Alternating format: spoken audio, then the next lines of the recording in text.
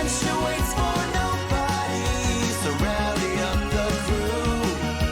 Sailing towards our destiny, we know just what to do.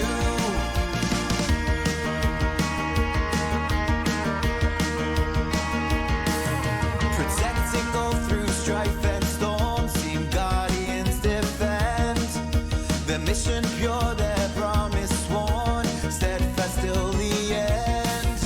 Mysticians seek what lies untold, with spells of newfound lore.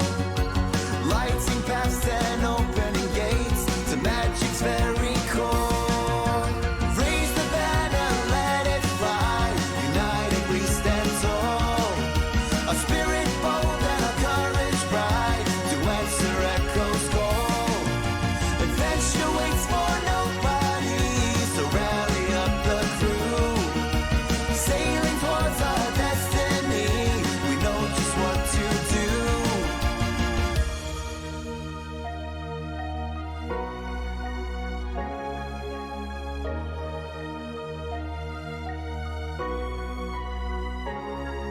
Spirits wake, hearts will grow. Lockstitch's name, the world will know. Spirits wake, hearts will grow. Lockstitch's name, the world will know. Spirits wake, hearts will grow. Lockstitch's name, the world will know. Spirits wake, hearts will grow. Lockstitch's name, the world will know.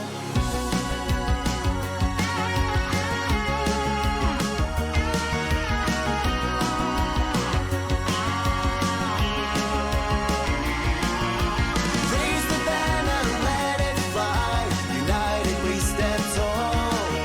Our spirit bold and our courage bright, to answer echo's call. Adventure waits for nobody, so rally up the crew. Sailing towards our destiny, we know just what to do.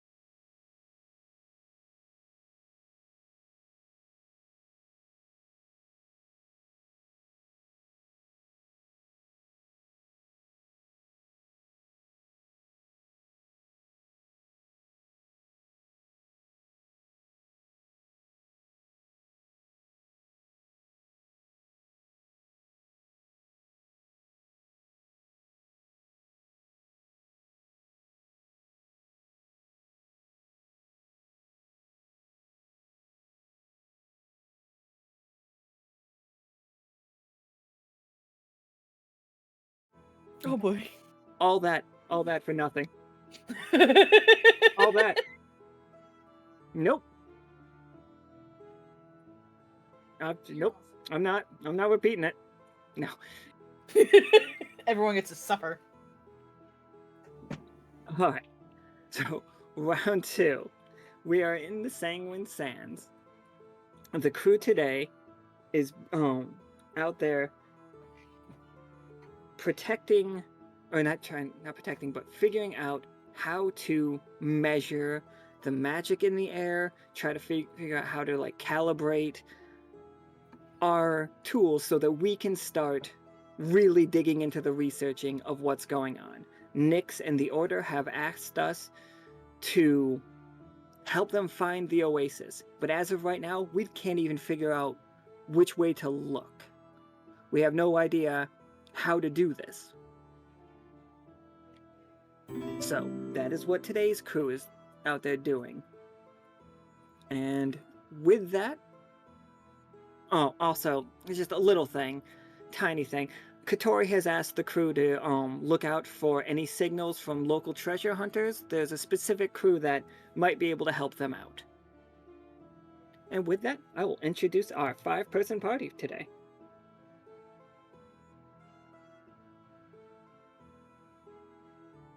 So we have Hazel, played by Tess.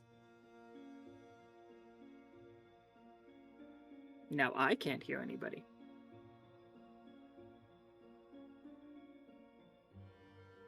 Hazel's dead. Am I? Nope, you're there. Or I'm talking to the dead. All right. Can you say hi, Hazel? Just to... Hello. Excellent. We got Melinoë, played by Sparkly. Hello, hello. We have Nameless, played by Rob. Hey there. We got Renic, played by Imperial. Good evening. And we got Hyphaeus, played by Corey. Hello, all. Excellent. So before we get into the rest of it, also, in the sands, we all have access to dune buggies and motorcycles. Oh, hell yeah. We can all thank Cat for these. Cat has spent a lot of time. They've produced all of specific vehicles for us. I expect Hyphaeus might have to use the dune buggy, though. I'm sorry. No, that's... Yeah, I think he would be very confused by motor vehicles of any kind. Excellent. But, Renic, we have out here a version of you and Seth's machine that you guys built to take in the vibes.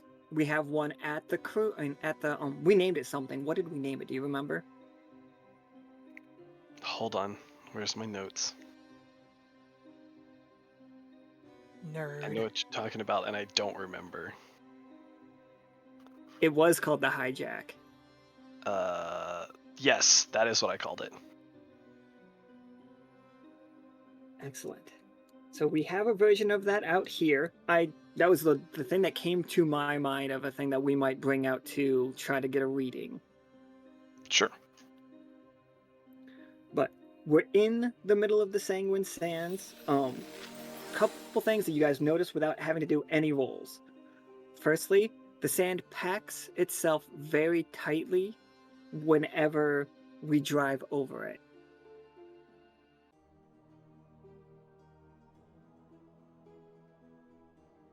Okay.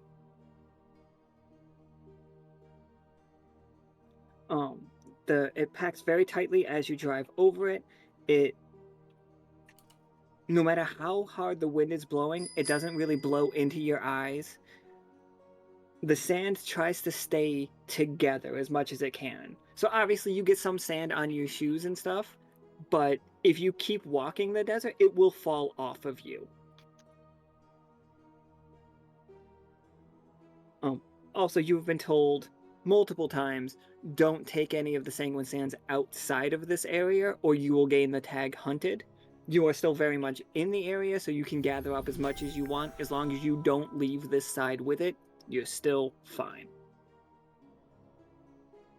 But what if it gets stuck in our crevices? 1 or 2 grains of sand is perfectly fine, as long as you're not packing your crevices. Oh, okay. I did not like that. It's like, who doesn't like to pack their crevices with sand that... In case you're wondering how it tastes, we have been down this before, and it tastes like iron. Or copper. It tastes just like blood right out of out of a wound. Lovely.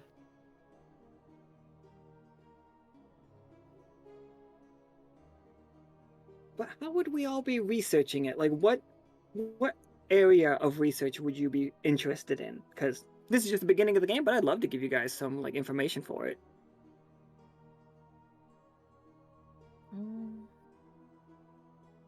I think I first would want to research the basic magical properties that I'm starting to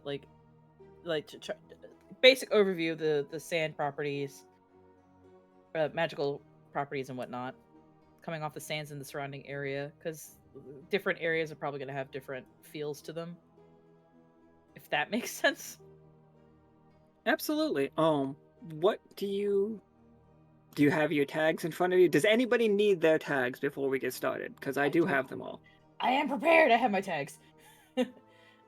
Ghostly, researcher, and construct. So, definitely researcher. I would say researcher is the correct one for this one. Yeah. Okay. So 2d20. All right.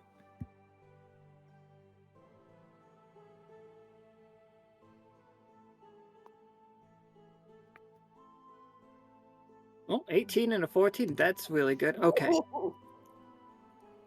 As a researcher, all right, so walk me through what your researching looks like. I guess while we're traveling around the Sanguine Sands, like making sure to pick up different samples from different areas, and then just kind of comparing the different magical properties that it's possibly giving off. Absolutely. Okay. So as you are scooping them up, Putting little test tubes. like little test tubes full of them, and we stop to settle down and like get ready to put up the bigger instruments that we need. As you're researching them, like looking at them, these sands have blood types. Oh, okay. Is the best way to describe it. It is less magic. This will actually be kind of interesting. It's a little ghostly. Oh! It is magic in a style of... You know how we have been saying that we use spirits as magic? Mm-hmm. This is almost what if we used ghosts as magic instead. Oh God. Like inside every single grain of sand is a tiny ghost. A tiny fragment, like a sand's worth of a ghost. Yeah. But each one is different and could be, like, they could all be from the same person or from just a bunch of different ones. To imagine, like, Melinoë's probably, like, when she realizes this, she's, like, kind of slowly freaking out, going, like, oh god, okay, this is interesting, but also kind of scary. Oh god! As the ghost within a construct staring at tiny fragments of ghosts in sand. Just going, okay, alright. I'm just gonna carefully and respectfully put these on the table safely.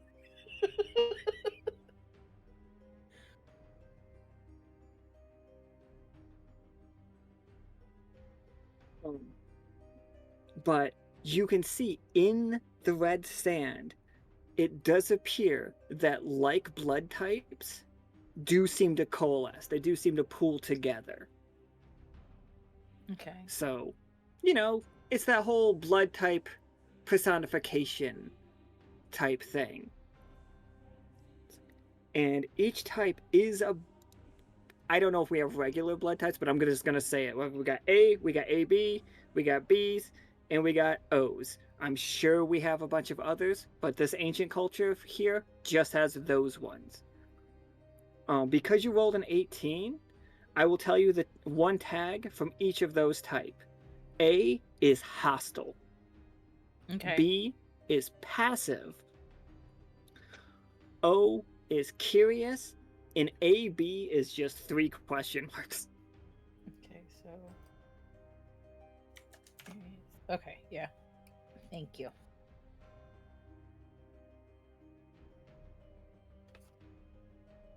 So there's that. And because, like, with the 18, I'll give it to you. That's why a lot of your spirit detection's not working. It's not spirits, it's ghosts. You're just staring at it going, should I just introduce myself? Like she's just gonna mutter this out loud, I think, for some of the other crew members to hear. It's like, they're ghosts. Should I introduce myself to them? Like, does that sound stupid?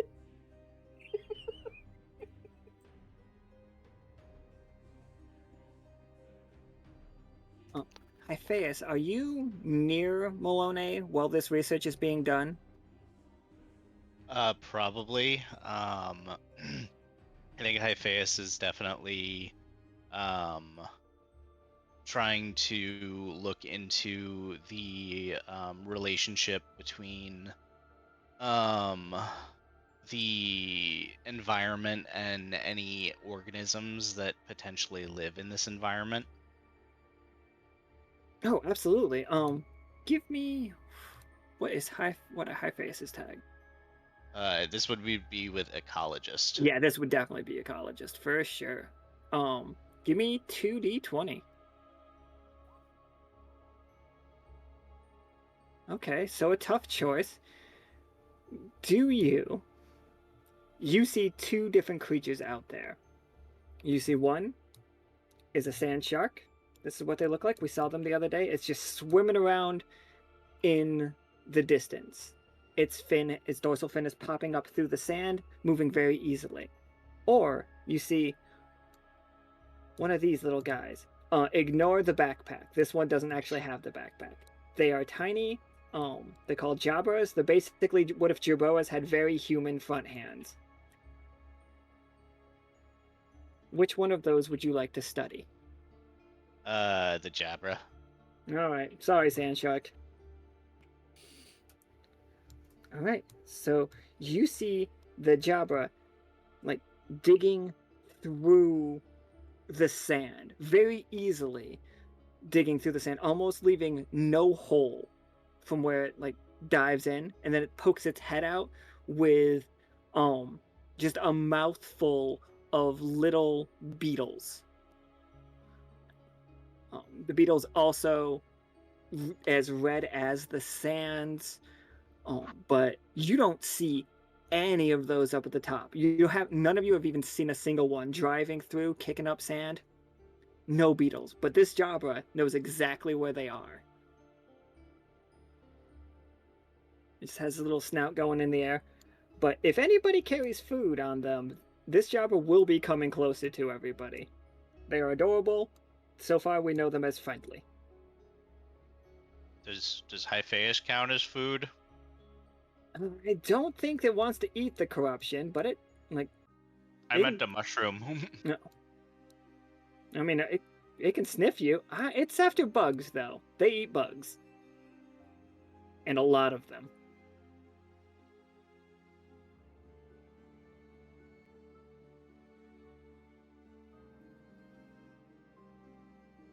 There are tons of burrowing creatures all around this sand that do not...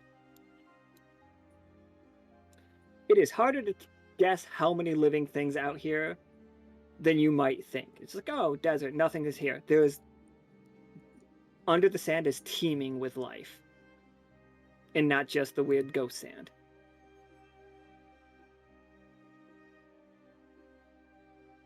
Can I use my naturalist to see if there's like any type of plants or flowers in the area? Oh yeah, go ahead. Roll me 2d20.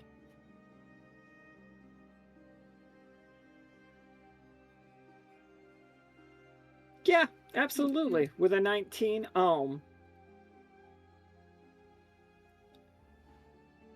okay. What kind of plant do we think would be here? Sorry, what tag was that? I missed it. Oh, naturalist. Naturalist. Thank you.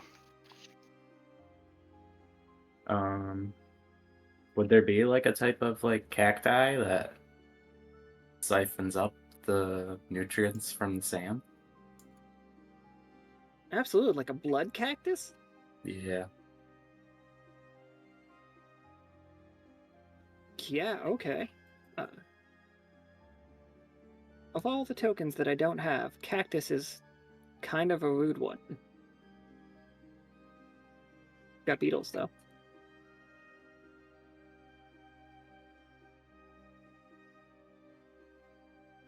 Okay, yeah, it's very Mercury rare. McNeedles popping out of it.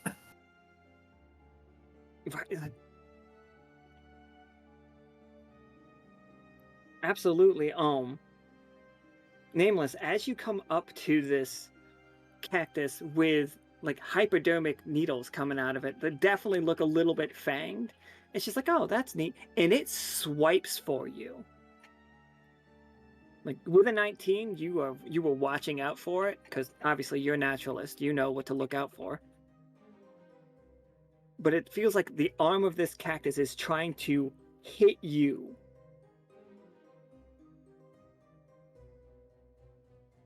That or the wind had a really strong gust right there.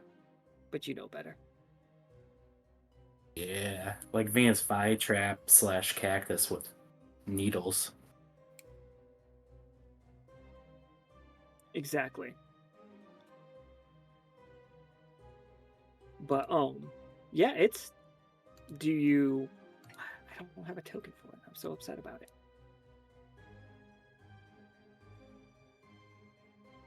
And now that I'm upset about it, I gotta go make myself a cactus token. But yeah, with a 19, you can approach it and study it without having to worry about rolling again for it.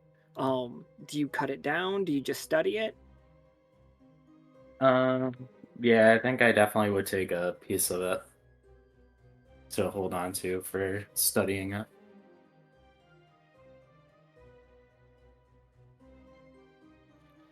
Yeah. So you have a bit of this cactus, and it clearly, upon studying it, it survives off of the whatever's left of sand whatever's left of blood in the sands, but also any nearby wanderer. You see spiked onto it are multiple beetles, and there's definitely a jabra that has been caught. Like it's long past dead. It's gone. Dude, And it has just been completely drained. does the cactus sing after it has a meal? Does it sing? Okay. I think it does. And it is a very similar to like a dirge. It sounds like the wind blowing by very like a hollow cavern, but there's nothing like that around you to give that noise. Does it repeatedly say, feed me, feed me? No. It might say something, but Renic, this is the part for you, like the sounds that it is making are so close to words that tickle the back of your mind that you feel like you've read somewhere before, but you can't get your finger on it. Okay.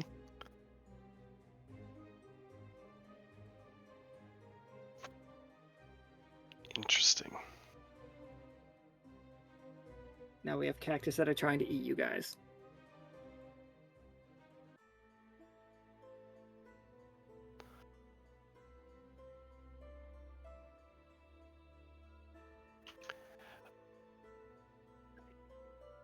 So we got a little jobber that is trying to like sniffing around Hyphaeus' head. We've got Melinoë carrying around a bunch of vials and realizing that the sands have blood types. And Nameless studying a cactus. That sings and screams for feeding. It does appear to be a very hungry cactus. Is that our new kids book? The Very Hungry Cactus. The Very Hungry Cactus is definitely my favorite kids book.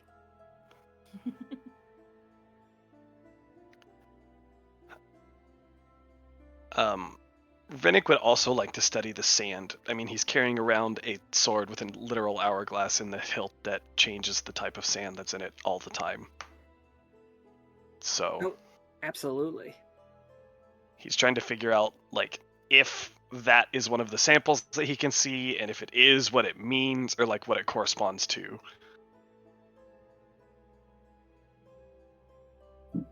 Yeah, for sure. You could use a tag point to use the sword as well. And you could also use any of your other, which ones? I have Researcher. Yeah, Researcher is definitely the. So you could roll 3d20 if you'd like to. I would. Let me mark down my tag point here.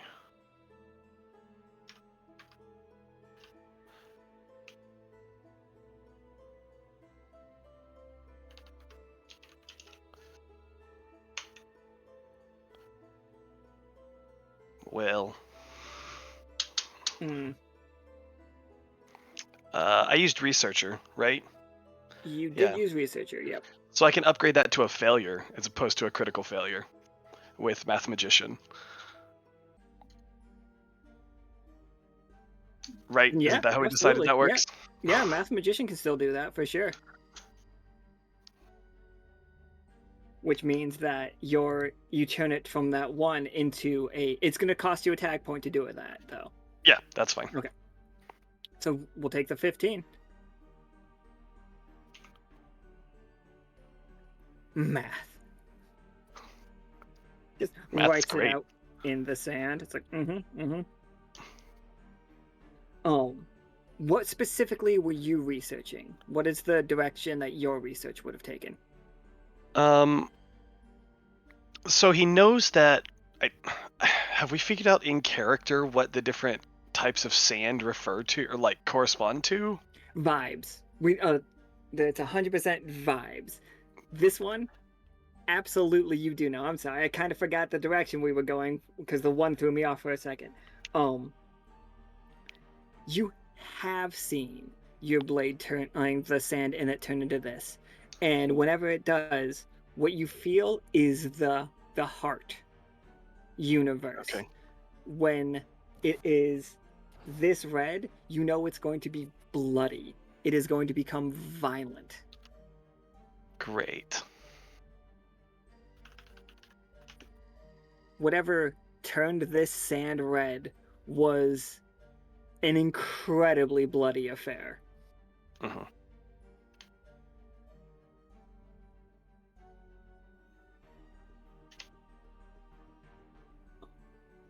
So yeah, that is, for the record, that is also. Oh, never mind. We're good.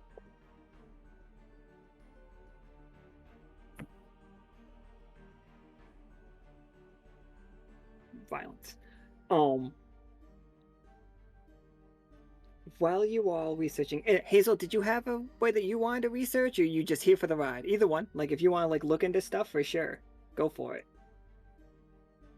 I mean, she's probably just playing with the texture of the sand and literally just molding it and futzing with it while she lets everyone do their thing. She's just fascinated by how malleable it is.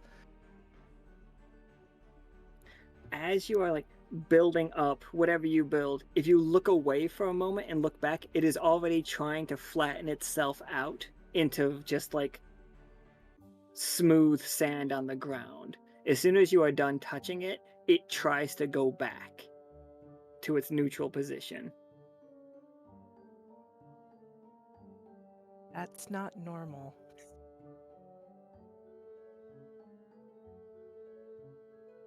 Then She's gonna What? show them watch this, and makes a ball out of it and then puts it down and just starts oozing back into its normal state, I guess. Huh, that's really interesting. Don't liquids mostly do this? Because this is not liquid. Plasmids do it too.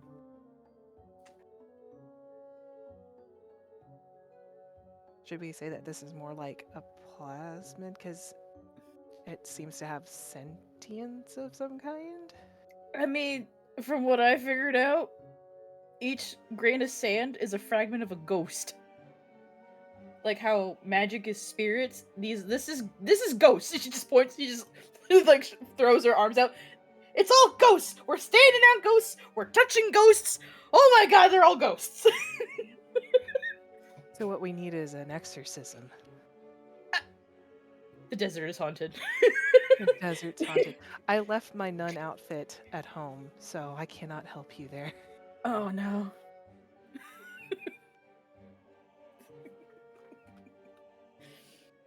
What do you think, Renic? What do you guys think of just period?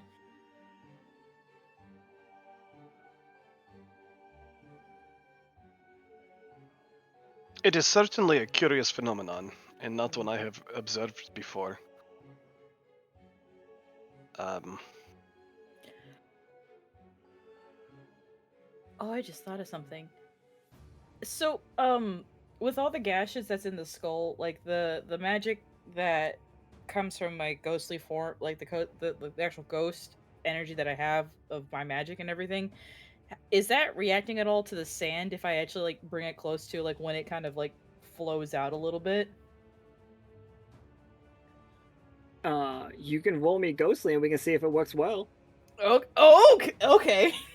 So that's 2d20. 2d20 for sure. Here we go. Oh my god.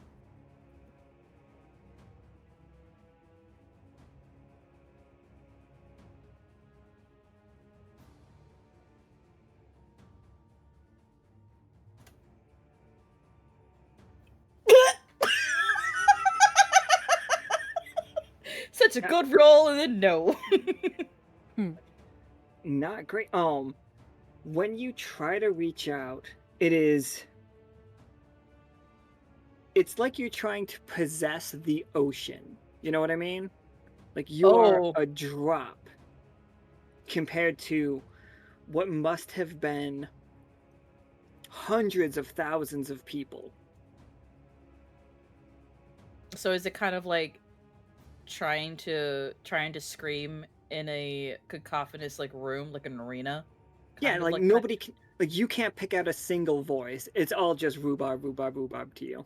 Okay, I'm just gonna go like. Imagine she took that like with like she did that with like an experimental like handful, and she's gonna just very very gently put it down, set it down, and then pat it flat, and going, "Okay, I'm sorry," and just kind of sit on her knees like, "I don't know how to feel about this. That was not a good idea. I don't." Looking at everybody, I don't recommend doing that. Just it's no. That was loud. Okay. Why am I freaked out about this? May And I you're ask just- you a Go- question go- about your discovery here? Is each one of the, you said each grain of sand is one. Is it all each grain of sand a ghost, or is it a piece of a ghost, or It's a fragment of a ghost. It's like if you took a tiny part of me and you shoved that into a grain of sand. Like each grain of sand is a fragment of a ghost, of a person. so I wonder if we somehow manage to bring all of the pieces of one together, if it would not discorporate. That is not the word I want. Dissociate with each other like they do when Hazel made the ball and it just flattened itself. Well, But good luck. And he just like waves his hand around. I think she's just gonna kind of spend some time while we're sitting here, just like, I wonder if I could separate the sand by type, because it's obviously got them from different regions. Different regions can be mixed, so she's gonna be messing with that a little bit, with like a little little sieve, just to see if that does anything.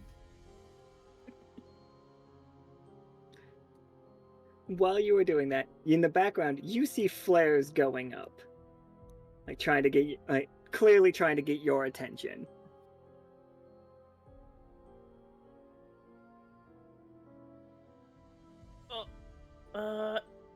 Y'all see that?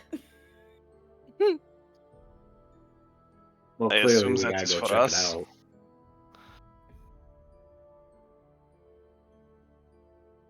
I assume that is for us. Did not Officer Katori say they might be trying to flag us down? I think so. Yeah. Very well. Transform and roll out. Sounds like a plan. Everybody hop in your doom buggies. Let's go. So you all arrive to the camp of some very friendly Naga people. Because those eyes say friendly. Well, I mean, What are you they talking were about? friendly last time we hung out with them. Oh, it's fine. I mean, I'm the only one that can really get eaten. I mean, I'm the furry one. This is Zolf. This is Kalzith. And this is Vorst, who happens to be Katori's best friend in the sands.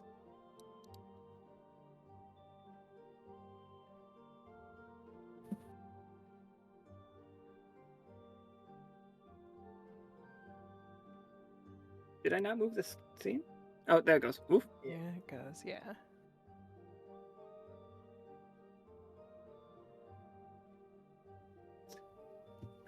You see the one in the center still holding up a flare gun. And she's like, it worked! Ooh woo. Ooh, woo. Oh, woo. Ooh, woo. Piss.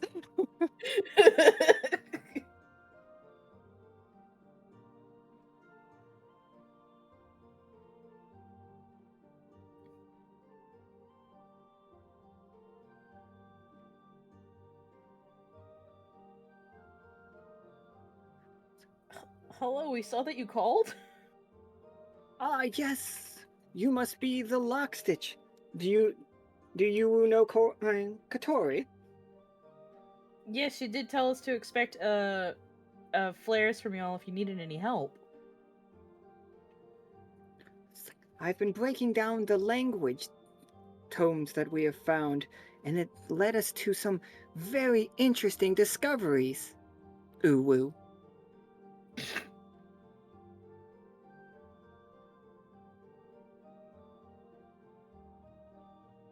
Good discoveries or bad, not so good, dangerous?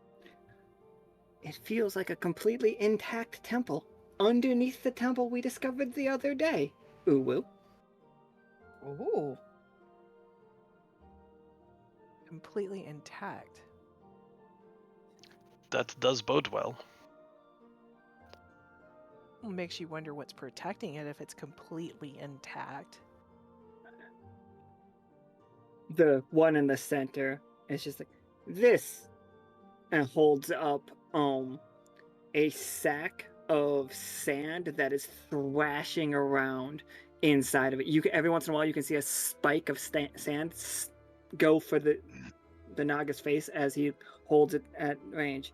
It's like these things are dangerous. Left unkempt, we don't know what they'll do. Out of curiosity, if this is like other sand, what would happen if we heat this up to a point that we could turn it into glass? Maybe that'll stop it from doing this crap. At least for now.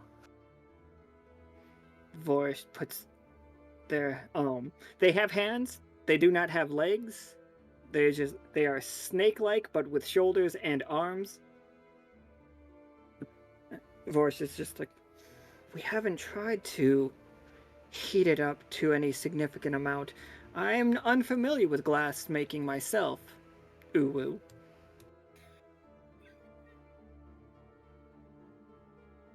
Do you have the I don't have the materials or time right now, ooh woo. We got anything handy that we can like try and see a test?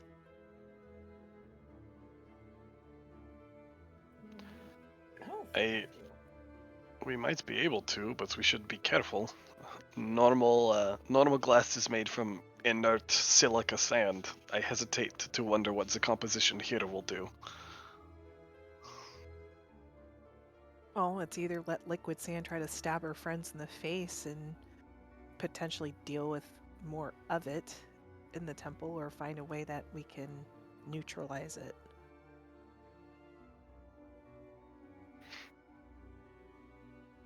I vote heat it up. How did you capture this in the bag? Blood cookies. Oh, 1 second here.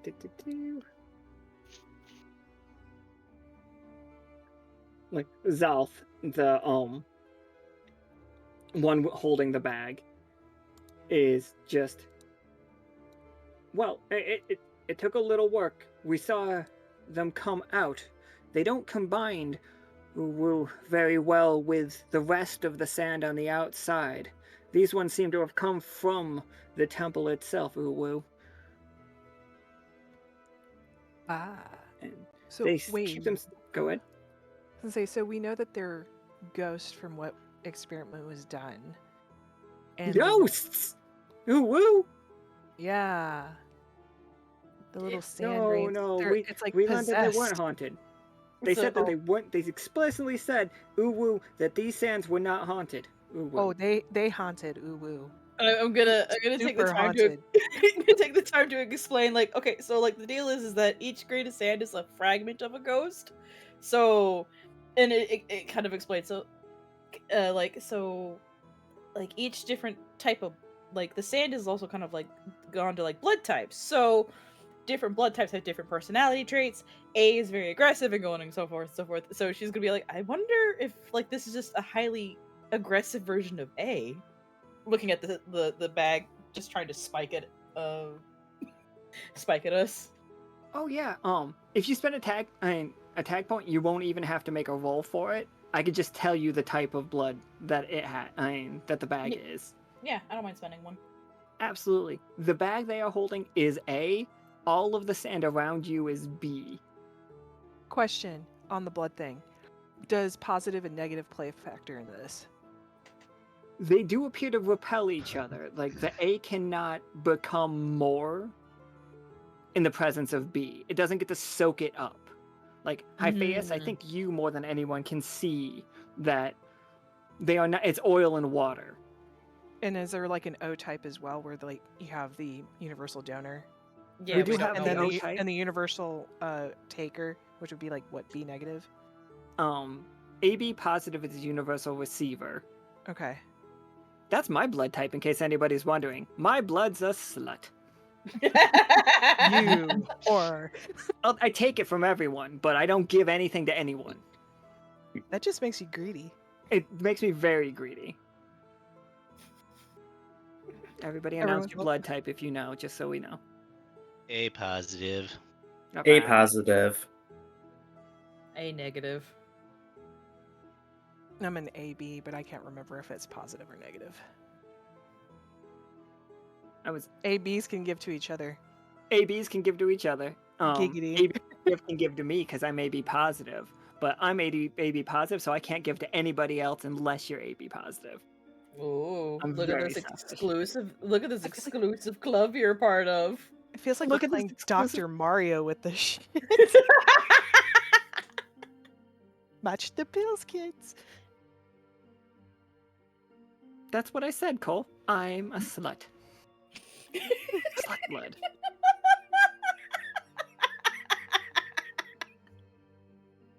Clip it again.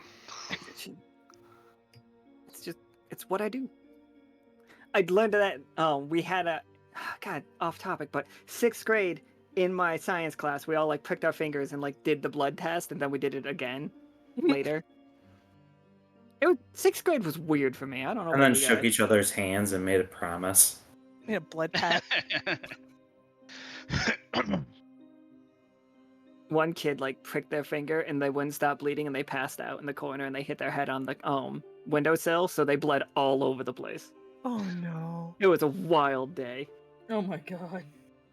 Anyway, back to our blood sand having blood types.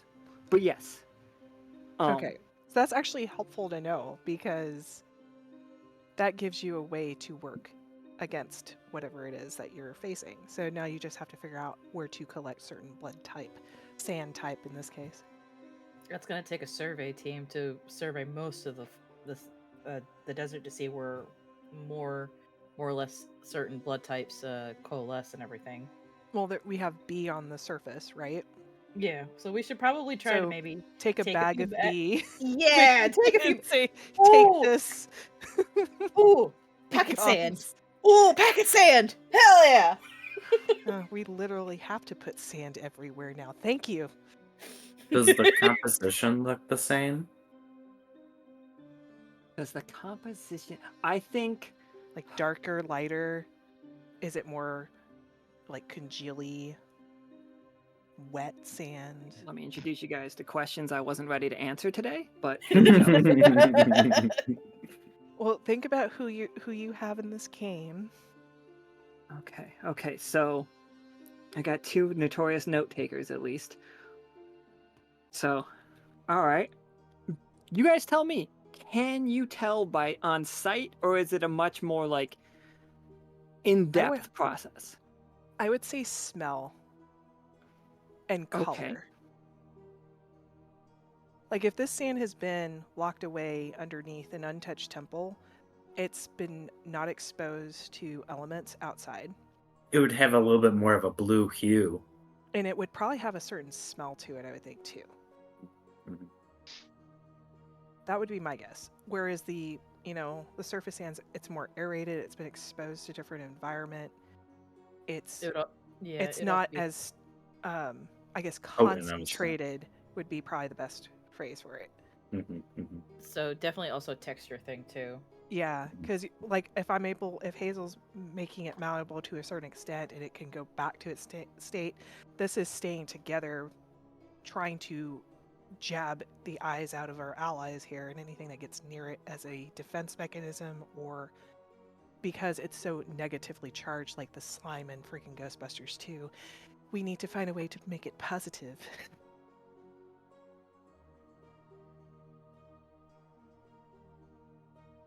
I'm just making my own notes in the fucking Roll 20 because this is all new to me. This is what happens when you have people who play with ideas. Hazel, you suddenly realize that packed in your backpack by Akana is the kind of stuff that you might need to, say, transform something into glass. There's a miniature crucible and a miniature forge because Akana has access to those things. Okay. So let's run a little test with this handy dandy toolkit that I got. We've got the items that we need to do a small sample at least. Let's run a sample on surface, and if we can get a sample from the bag, let's see what happens when we change both. And see if it hurts whatever ghosts that are in here, as I don't want to exactly piss them off at the same time. So Nameless is gonna hide behind one of those tents because he watched The Thing.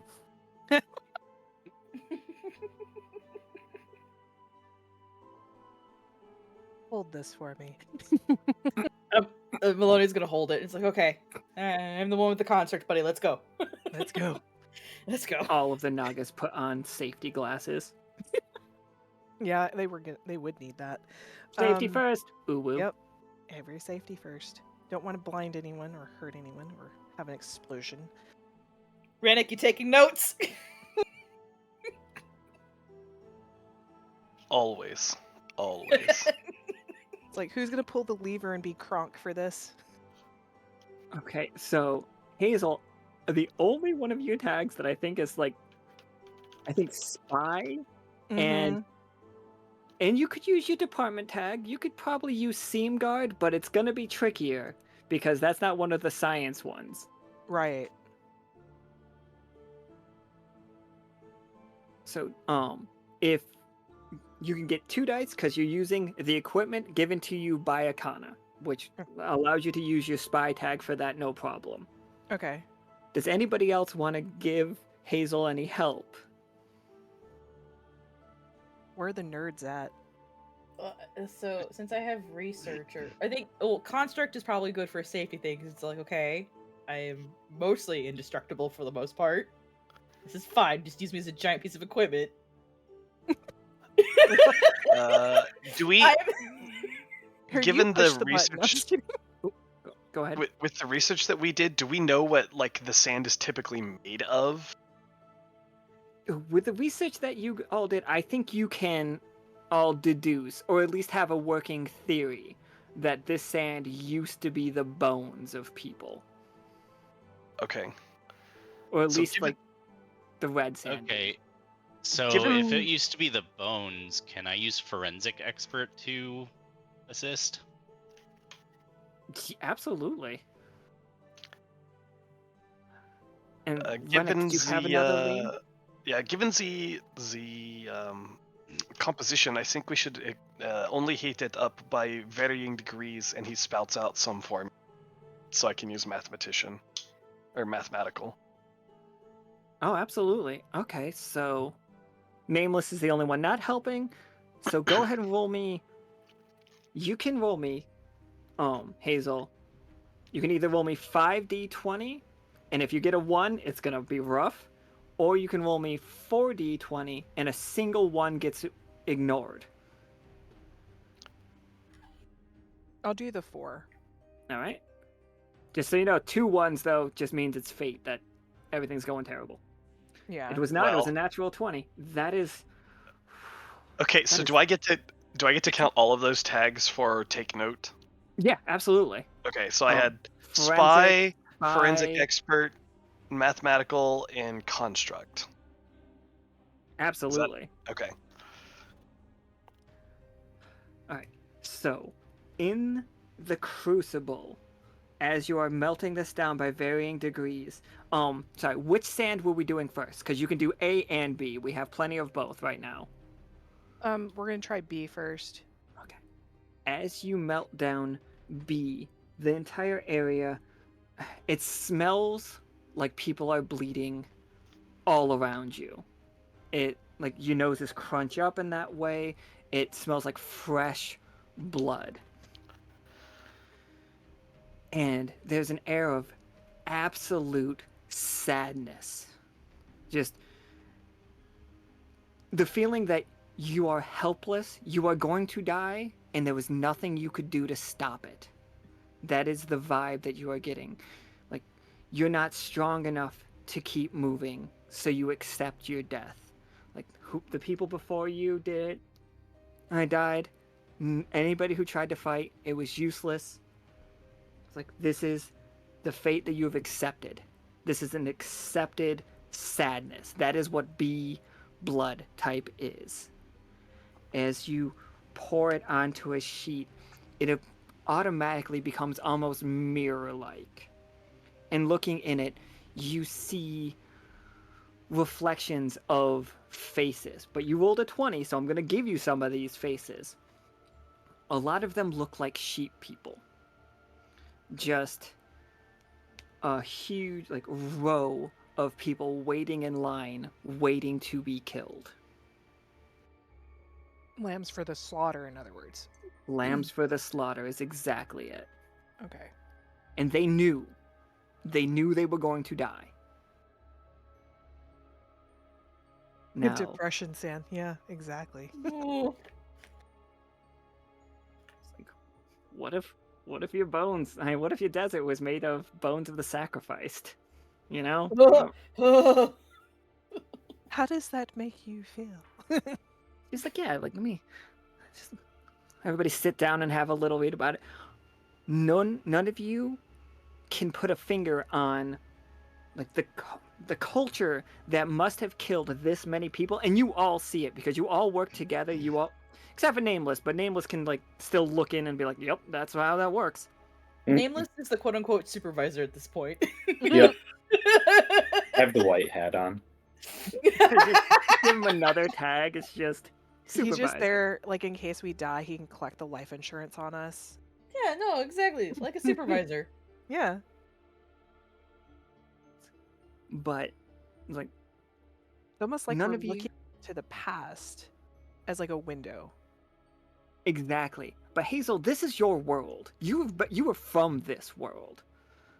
So, like, if there was a group of people that killed so many people, you would have heard about it. You would have known about it. It would be like the boogeyman. Like, everybody would know. Yeah, You but haven't there's heard a nothing. thing about this. Yeah, I was gonna be like, there's nothing that she can think of. So Hazel's a little perplexed by this. And it's like, this doesn't sound right. Like, this doesn't seem right. Something is missing from either our knowledge or this is not from our world. Does this society predate the corruption? It does predate the corruption by a Okay. significant amount. But Hyphaeus, because of the 20, I'm gonna give all of you some cool stuff. Like, Hyphaeus, you see a lot of the corruption in this. Like, the corruption was magic made flesh. Tumory, malignant flesh, but still flesh. Magic is supposed to be ethereal, doesn't, like, spirits can take forms, but by going into bodies. You are what happened when spirit is corrupted and makes itself into a fleshy body. This stuff is ghosts doing that again. Granted, just a little bit of sand, but there's like a colony of ghosts that make up this sand. It is not incredibly dissimilar to you. Now, Melinoë, this is ghosts inside physical objects. Granted, it is tiny, almost microscopic amounts of ghosts. But on a big enough level, this is you. With the skull, she's just having, like, no expressions, obviously. She's having an existential crisis now thinking about this. Holy shit. So we're like walking on ghosts. Like, a B stays mostly inert, it seems. But then we put the A blood type into the crucible. Oh, here we go. And it is, Hellfire. yeah, like the thing. Very similar. Like, it is lashing out, it's trying to get away. You hear it screaming in your mind. It's not actually vocalizing anything, but it screams like your nightmares. Everything that you fear is what it sounds like. You rolled a 20 though, so you're all perfectly prepared for it. And it's like, it is lashing out. When it finally becomes that little sheet of glass, it is faces with fangs smashing into it, trying to break themselves out. Some of them very sheep-like faces, but not docile. These are the ones that did not quit. These are the ones that fought till the end. They were shackled, they were chained to the walls, but they went out biting. And their rage has filled these sands.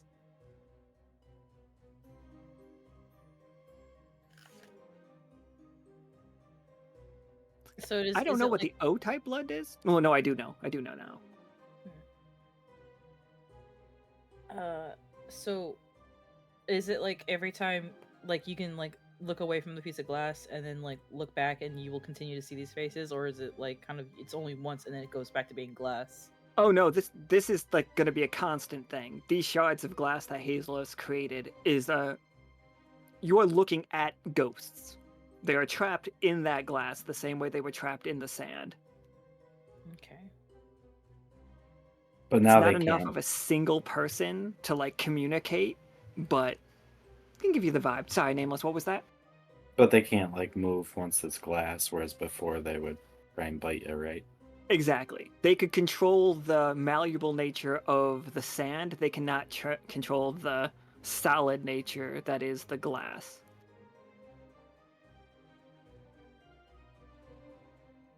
All three of these, affectionately known as Uwu Nagas, are terrified.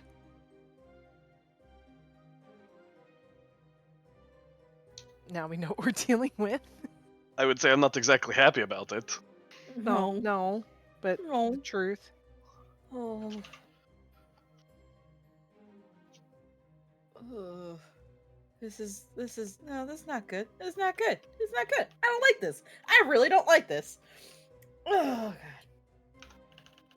So really pissed off goes others who've given up and just accepted things. There's no middle ground. You did roll a 20, and we know that Melinoë took the samples from the O's. So, if you want to put a little bit of that one in there, you do find out the fact that Yeah, the let's do it. O-types are the willing sacrifices. Oh. Also, there appears to be something more to them. In the measurements, it sparks magic. Like, legit magic. A little bit of spirit is around it, so the glass is cloudy it's harder to look through. But when you do get a vision, it's somebody almost meditating. It's like calm, collected, but the glass vibrates with what we would call and accept as the echo's magic. Its own, as the echo's resonance is in this glass. Holy shit. Hmm.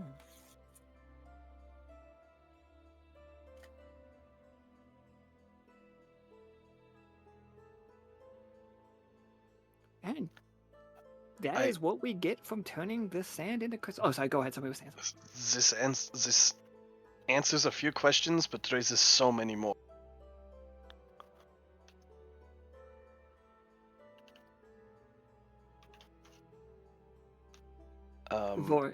Vorsis is just there are many in the ruins that we found. We're not much of fighters ourselves. We weren't gonna go in there. We're kind of like surface level treasure hunters, you know. Blow a Sure. wall, like ooh woo, get in there. But it seems pretty dangerous. The sand will cover it up in a couple of days if we just like avoid. Maybe we just kind of like wash our hands of this one. Ooh woo. Oh, well. I still think we should take a look. Yeah, and then we can let the sands cover it back up.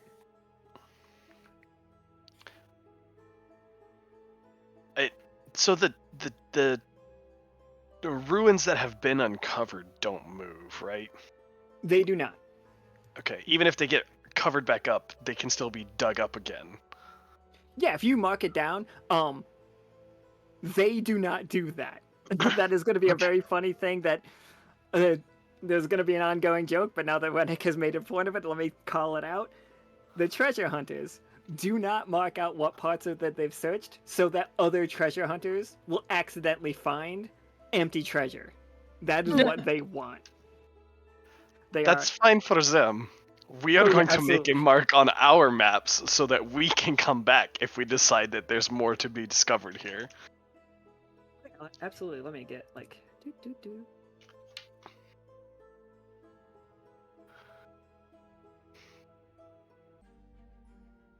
no, don't use the cactus as a tag thing. That won't work. Right, let me go. We are right here. This is where we are. Where the Vorish token is.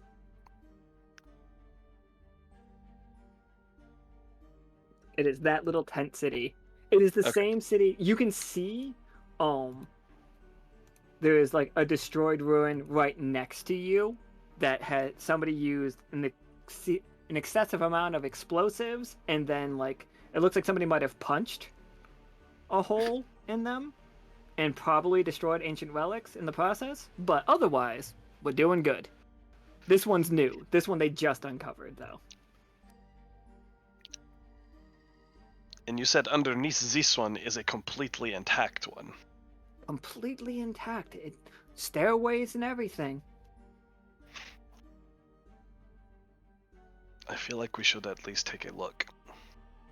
Yes. Do it. I think Go it's a for good it. idea. See what we can. I mean, any resources we can find that help us with our deciphering of the language, I think would be useful.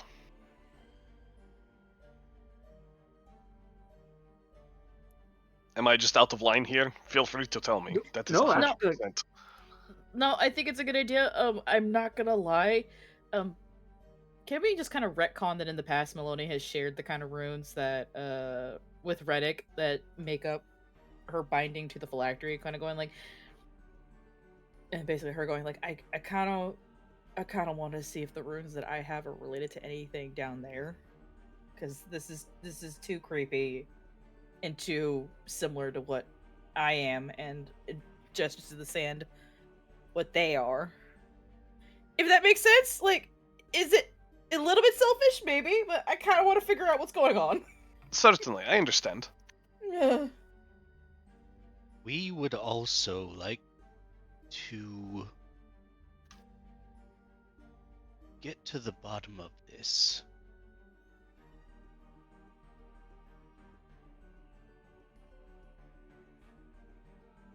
Very well.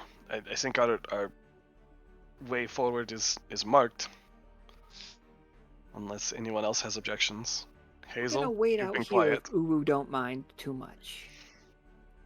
Oh, that's fine. Uru.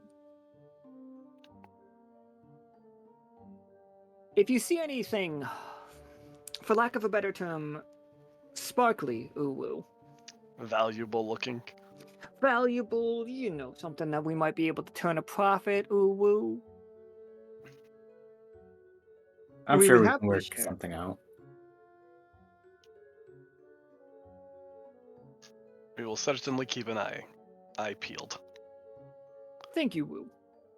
As they stand at the gate, we will keep any of the sentinels contained if at all possible. The one pulls out like a shovel that also looks like the end of it is a shovel. It's like, ooh, woo.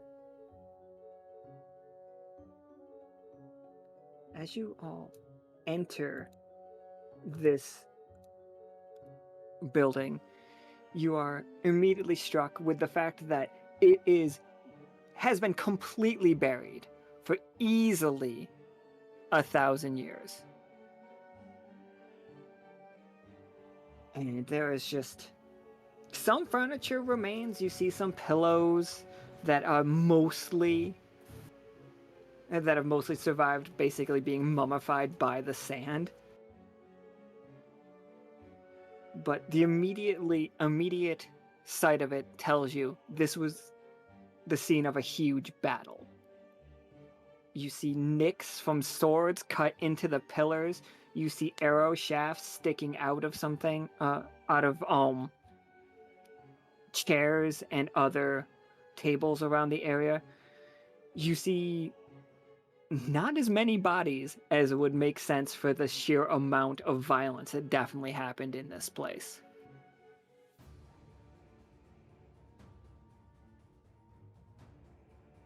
This is me just trying to move the screen a little bit so everybody can take it in. Mm-hmm. Oh, also there's a body. What state of decay is the body in? From what you can see, it is completely wrapped head to toe in full plate mail. Then this is null metal. The armor itself is pure null. The cloth is null weave. It's incredibly delicately made stuff. Like masterwork craftsmanship.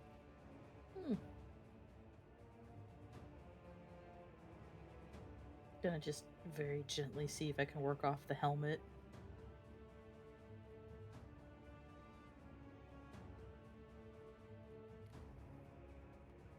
Yeah, I don't think that's a roll necessarily. But yeah, you can pull the helmet off. Inside is a skull that the best way to phrase it is faceted. Whatever this creature was before was vaguely humanoid shape, much longer neck. You can see the bones are very well preserved. But what if somebody tried to fold bones into a humanoid skeleton? Is what the vibe that you're getting from this. There are creases where the bends meet, but it is vaguely human. Okay. Hyphaeus would like to use Forensic Expert on the bones.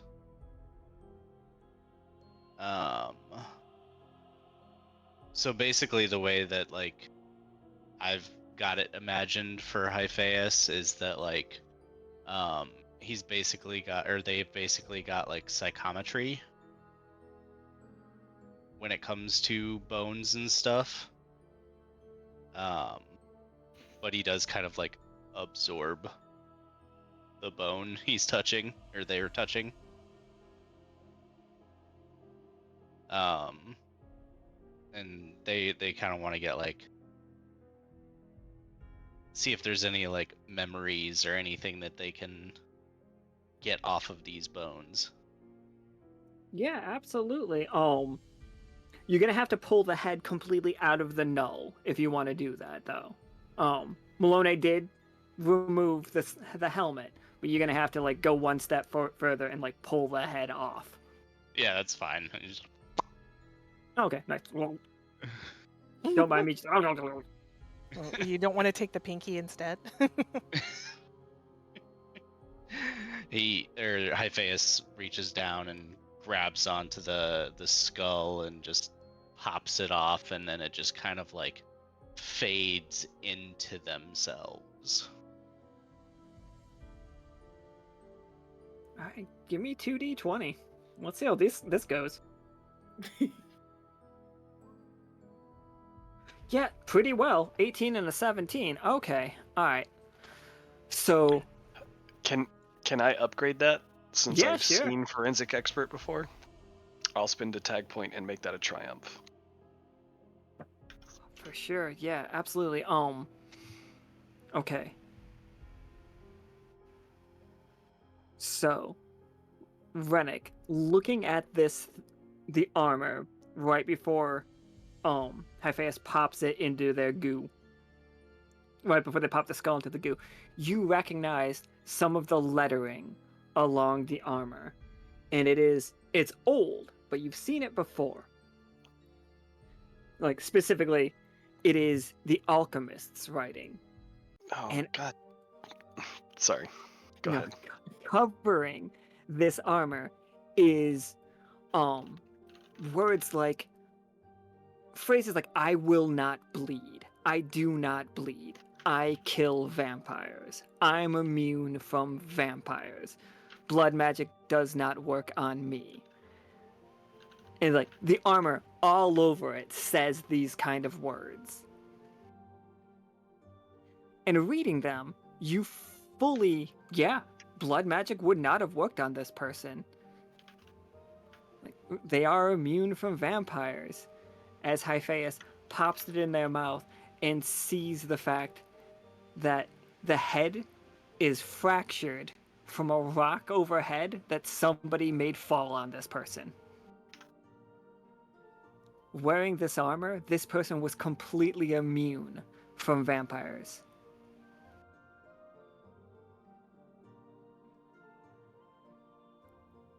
I recommend taking the whole body to study the armor even closer.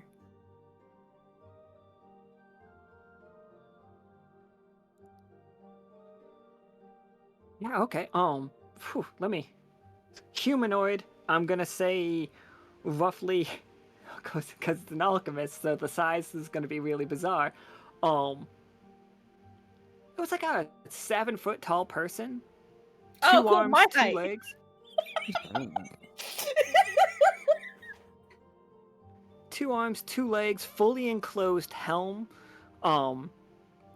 Even the visor was like glass, but it was also null. Immune from any illusion. Because you could just see right through them. Cannot even see the fact that illusions are there.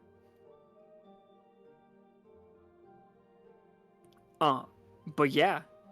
It's still full of this guy. I'm gonna say a little bit mummified, like a little goopy. Like you can actually feel like there's a little juice going on inside there. Oh.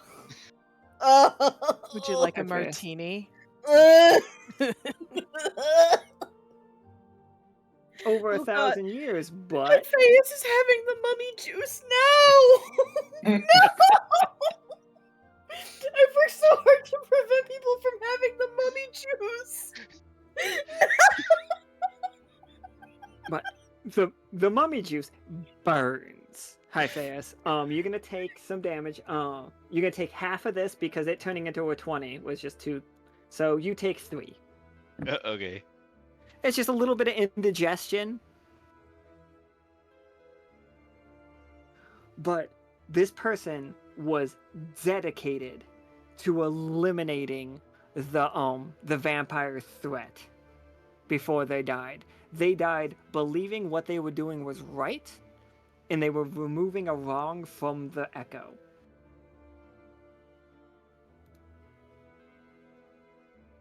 A phrase that is repeated in their mind over and over is sometimes history must be rewritten.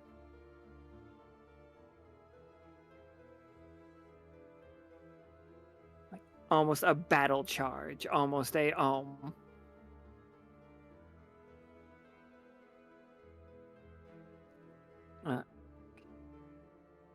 single, we all say this and we all believe it. This guy got hit in the head with a rock and died, though.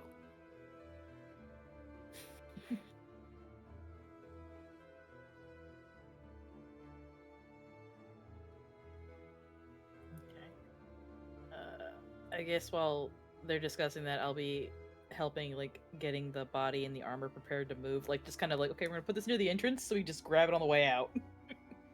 Yeah. Here Do comes we the want to oven. tip it over and, like, let the It's just- juices flow? I kind of don't know how it's gonna react. You know what? Yeah, fine. Let's see what happens. It's gonna I react mean, with the we blood could sand put somehow. some of it into a jar to test later, but I mean, Yeah. Can't have face to do that. Oh, I don't care if I'm just metal and bone. Ha! It's juicy. No. I don't want it to pop on the way back home and get blamed Yeah. and clean that up. No. I'll just put one of the glass containers I have and just put it prop it, kind of prop the body, so the opening where for the chest is pointing down into it, and so the legs are in the air. I was gonna say, I don't think any of us have an extra dimensional space to store it in, and I'm not sure anyway. Just take a little bit. Yep, just a little bit, Oh, and while then let the that's rest of it drain. Melinoë and Hazel, can you both give me a D20? This is not so much about how well you're doing it, but how much time it's taking. Considering how small Hazel is, it's going to take a while. Okay, yeah, Oh, absolutely. not too bad. Not too bad. Not bad. As quick as you could. Well, not as quick as you could. A 20 would have done it, but still, you get the body packed up, the juices packed up, if you will. Good enough to. Are you removing the armor and then packaging it separately? Nah, not at this moment. Okay, so you have it. We got a fetal position situation. It goes in the back of the dune buggy. It's kind of wrapped in a shroud, fetal position, then tightly wrapped a canvas sheet around it, like you would for a tent, and then put that in the back of the dune buggy. Okay, there we go. On the way back in, you notice that you have to take a bigger step than you had to get in the first time. The sands are already beginning to reclaim this building. Okay, it's time to move.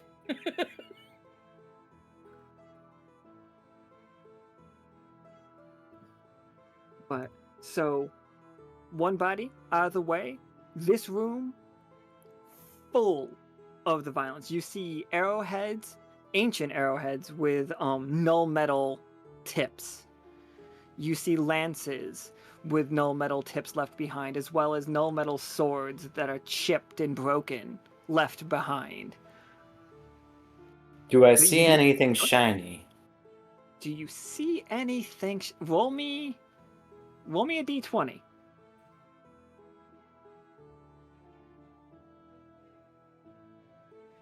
God damn it. Yes, you do. Okay. I thought that was the one for a second. Right?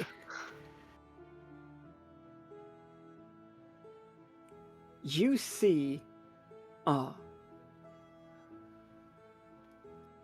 an ivory tome. It is buried slightly under some sand. You see it is underneath a very vampire, for lack of a better word, vampiric looking doublet. Like somebody went out of their way to protect this thing. They clearly died right above it. You see the shirt and you see the pants, but you do not see a body for this one.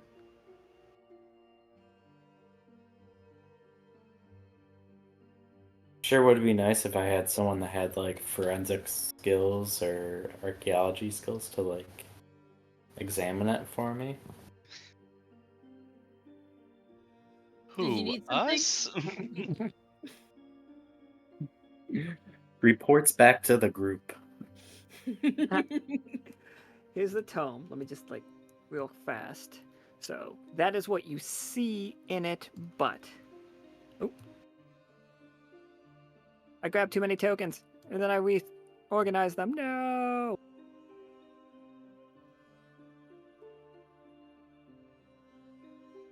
Load. Okay. That does not work.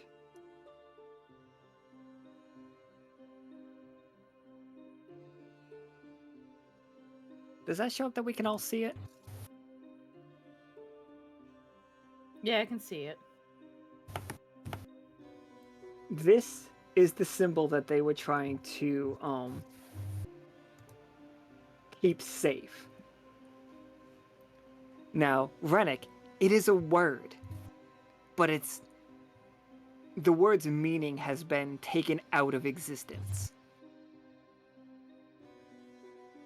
Tori's is making herself a Rosetta Stone.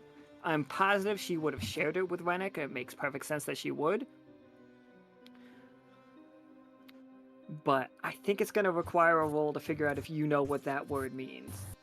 Sure, one sec. Let me finish writing my notes here. Roll me, daddy. The word's meaning has been taken out of existence. It sure has. All right. Do I have anything that can help with this? Warlord's confident in you.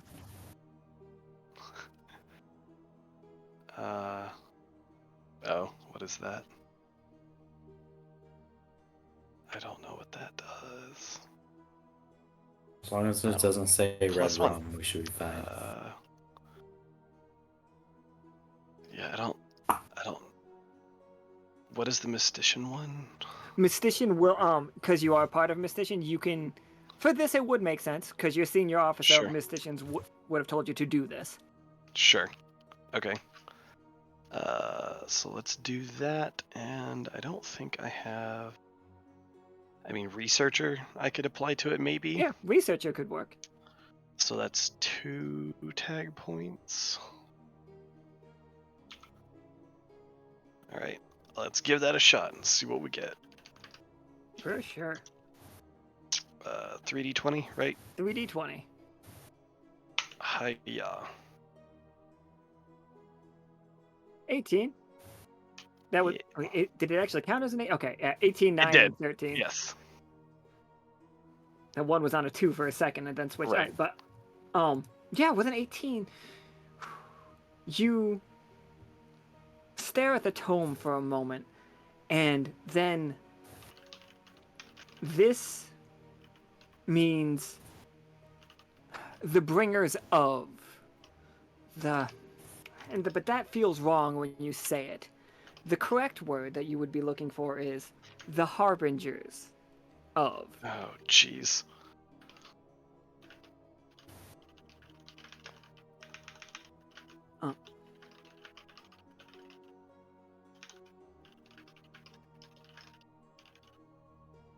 Okay. And this is the bringers of blood, or the harbinger of blood, is who they worshipped at one point in time. And just this symbol was so important that this person, the last thing that they did before they died was protect it. Great. This is who the Empire worshipped? And the Empire worshipped, yep. And that the alchemists were trying to remove from existence.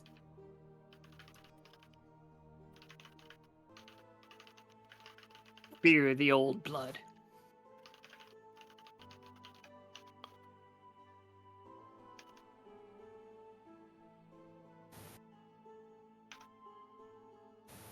You can see him right here. He's got a little, like, the single eye situation going on. His halo's a giant S. But not the Yeah. super S, not the 90s S. That's Tomb Squad. That's fucking cool, by the way. I very much like it. Canva, you're just so handy. If you guys don't use Canva for your tabletop, do it. It's very good. But yeah, sorry, we're almost at 7 p.m. and we haven't gotten to the full game yet.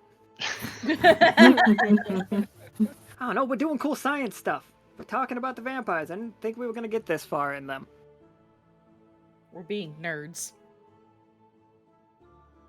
Yeah, this is kind of the party you put together. Yeah, I know. I was just like, oh man, I'm excited. All right, so this place does go deeper. Mm-hmm. We must go deeper. So you can you get to the edge of this building and you start to see the sand is pulling away from this null, by the way. Like, you guys can see these guys. These are sand, like, sentinels, the sleepless sentinels. They are sand come to life that the vampires used to protect their place forever ago. They didn't do a great job against these guys, and they are clearly staying away from the null. But if you get too far away from where the null is, they will start creeping in towards you. Not Hyphaeus and not Melinoë, but Nameless, Hazel, and Renic, those with the blooded types, they will be coming for you. Oh, maybe you guys should grab some of the arrowheads with the null metal and just kind of carry that around with you. What? Or a lance or something to Shoot keep them at one. a distance. Well, just, yeah. I want to run an experiment, but I don't want to run an experiment. I don't think we have the time. The sand is actually closing in on us kind of quickly. That's two. I was gonna say, Renic has a null tattoo. I'm curious. Oh shit, what does your null tattoo do? What does that one do? It's the arrow. That's all I know. Oh shit, yeah, we got that. Oh, that means you pierce things. You can do straight null damage to Okay. it. The attack cannot be blocked by any armor, and as long as you touch it, you do that damage. Great. It is a D10 against normal enemies. It will be it deals twice that to anything with the magical or a magical tag or a weakness to null. Okay. Like But I said, it would allow you to roll the null tag for sure. Renic wants to run an experiment, but doesn't think he has time and doesn't want to risk it because he doesn't know how that affects these things. That is fair. It seems like you're probably right. We should just grab whatever piece we can carry and just hope that it is good enough at warding them away.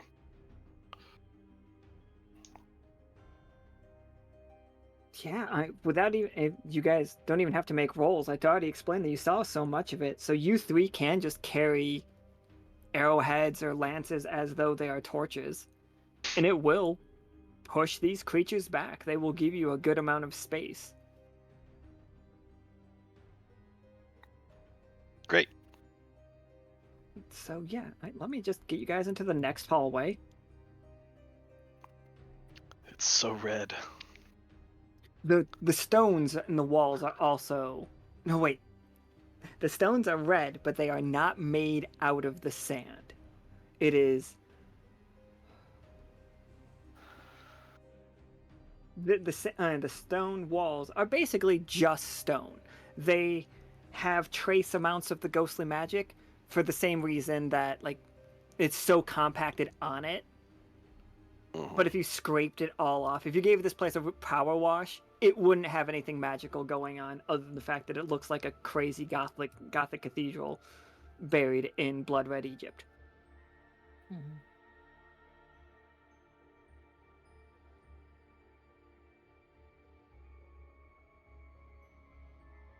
But so what are we looking for? There are there are 4 different paths we could go down. I don't think you all have time for them all in character and also, in time. But where would you like to go? Ooh, Go ahead. would one of us have a stronger sense of smell that we could just smell down each corridor and see which one has the more stronger scent? Or That would the strongest smell would definitely be Hazel or Renic. For me, the natural creatures in that regard. Hyphaeus, I don't think smells the way that anybody else does, and Melinoë's dead. Yep. I can't smell. I just take people's words for it. But if we're looking for blood, we got noses. It's I got no nose. But I was thinking predator and prey situation for Hazel and Renic. They both have reasons to know what blood smells like.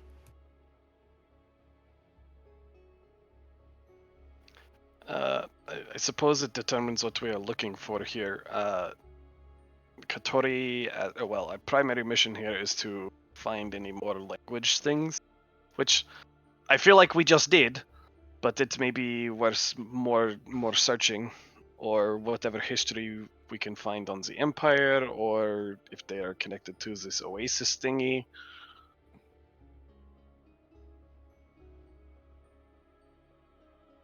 Is there any indication on the corridors we're looking at that we recognize at all? Okay. Everybody, could you do me a solid and roll me a d20? Because I know Renic looking for language. Nameless looking for the amount of blood.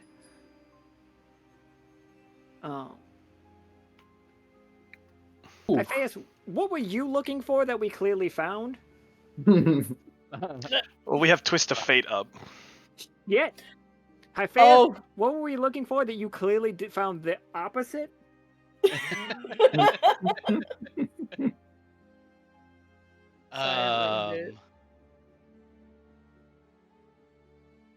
Shit, we don't even know what we were looking for.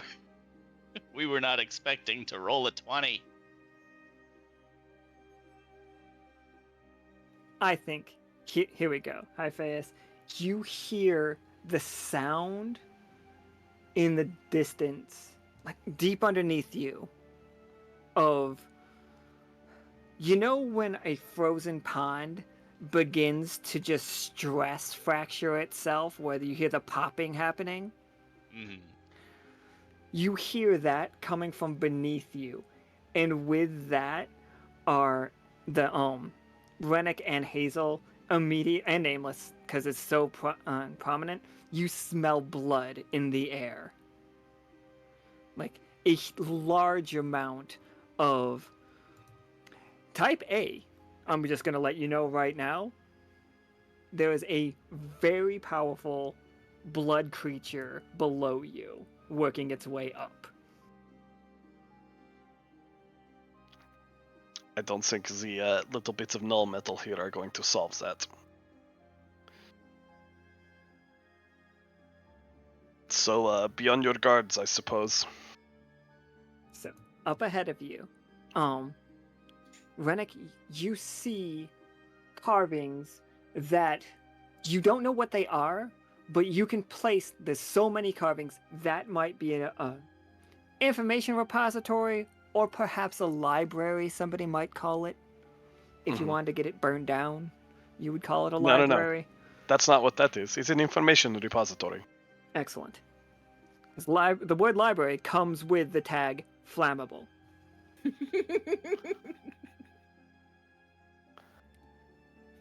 Hazel and Nameless, you both see a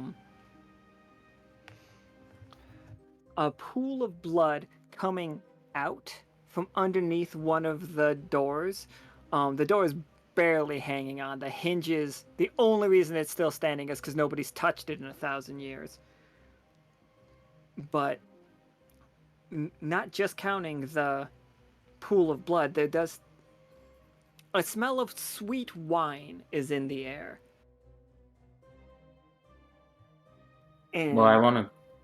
Oh. That was enough for me. I want to go check out where the sweet wine's coming from. absolutely. And Hyphaeus and Melinoë, you both can hear what sounds like skittering coming from behind one of the doors. That door is. It looks like somebody put like a bunch of caulk in it, like caulked the sides of it from the inside with like this white, very salt-like substance, crystalline salt. Mm-hmm. And those are, legally distinct library, cafeteria,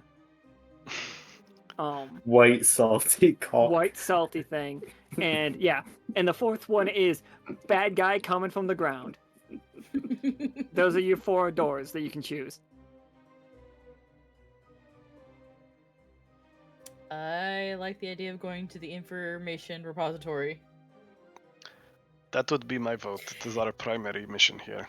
But Nameless, where are you going? Yeah, I'll As meet up with walked you off. guys. No, we do not do that here.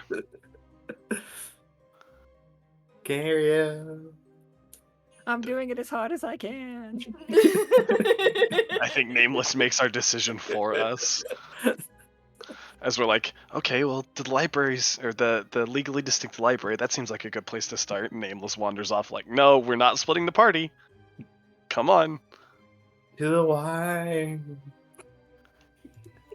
So yeah, here we go. Let's just, upon touching the door, Nameless, it Mhm. basically crumples apart. But inside, you see barrels and barrels. And most of them are leaking and flooding the ground of blood. Wine. No. No. No. No. Where have I seen this before?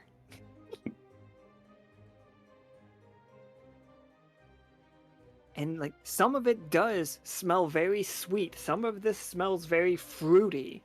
There Blood are a mixed couple with barrels. wine? What's that? Blood mixed with wine? It what if you were to try to ferment blood? Surf. Turf. That's new.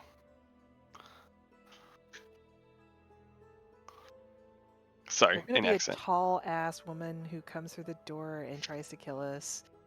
You know, mommy step on me kind of looking. Has 3 hot daughters, you know.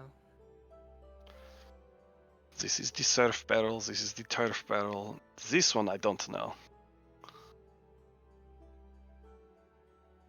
Renic, you don't have to spend a tag point, but can you roll me 2 d20? And this is for researcher, just in case you roll a 20 on Okay. it, so that you know. Sure.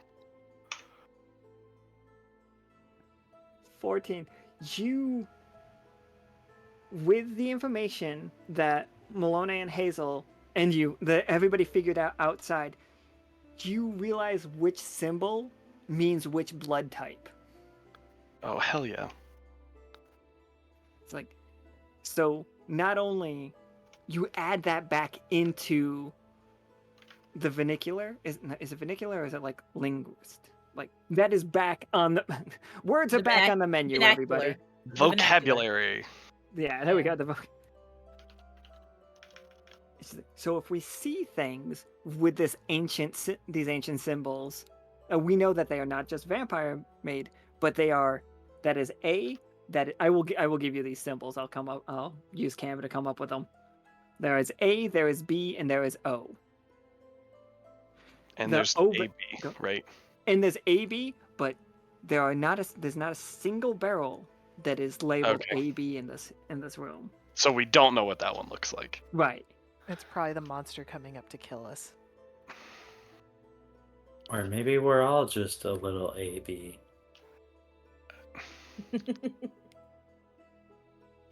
Fucking Nameless grabs 2 cups, puts straws in each of them, and just drinks them at the same time. See? Mm? Aren't you supposed to swish it and let it breathe? after you take a swig of one.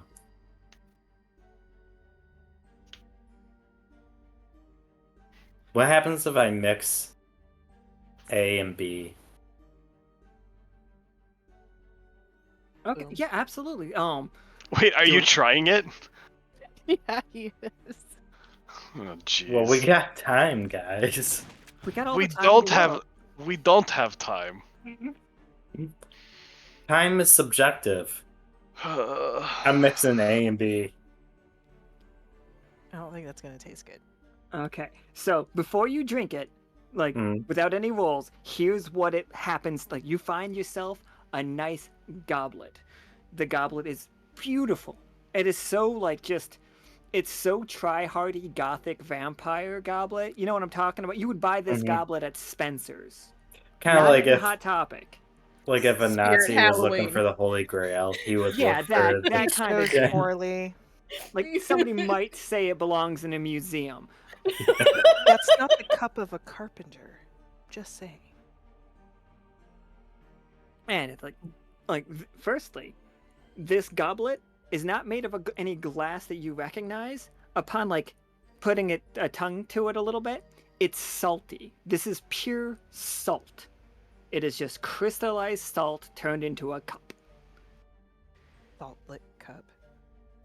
And as you pour in the A, it is swirling around in the cup. This is not sentient like the sand outside.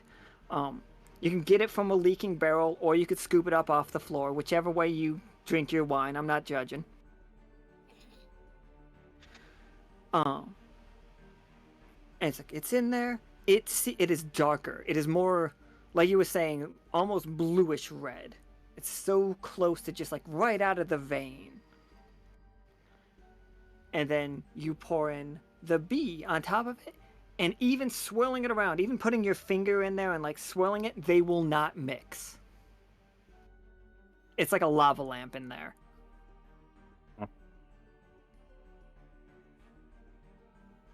Now, if you want to take a sip of this, if you want to get any of it combined, you're either going to have to do a 2-straw situation or down the whole thing. Down the whole thing is what All we right. do. Yeah, give me 2d20. Just so we know, 2s and 19s count as 1s and 20s because horseshoes and hand grenades are up, and a 2 and a 1 count as a 20, and a 19 and a 20 count as a 1. Salute. Yep. 18. As close as he could have gotten without going over. Yodeler Drew gets Carey over. shows up with a skinny little mic. Where's the yodeler? Nameless is actual skill. Price is right. Yeah, okay. That's right, Rupert. I don't know what you're saying either. Alright, Nameless. You consume this, and I am not trying to tell you what. Do you think Nameless would enjoy the taste of fermented blood? Not even a little. Oh, it's vile then. You just start retching. Oh, it's just the worst. It's just like, what if somebody just like filled your mouth with just pennies and then just like punched them down your throat? And it feels like it's fighting it, like it's in your stomach. You feel like you have a tsunami going on. Like you just drank a bunch of Mentos and popped a whole, and you just ate a bunch of Mentos and popped a whole bunch of Coke in your mouth. Like you are about to projectile vom. Barf to the Left. Oh yeah, there's your choice. Who do you puke on?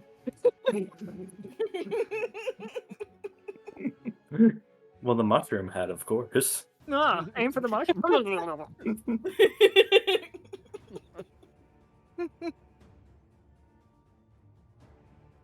Hyphaeus starts absorbing all of it. Woo. Okay.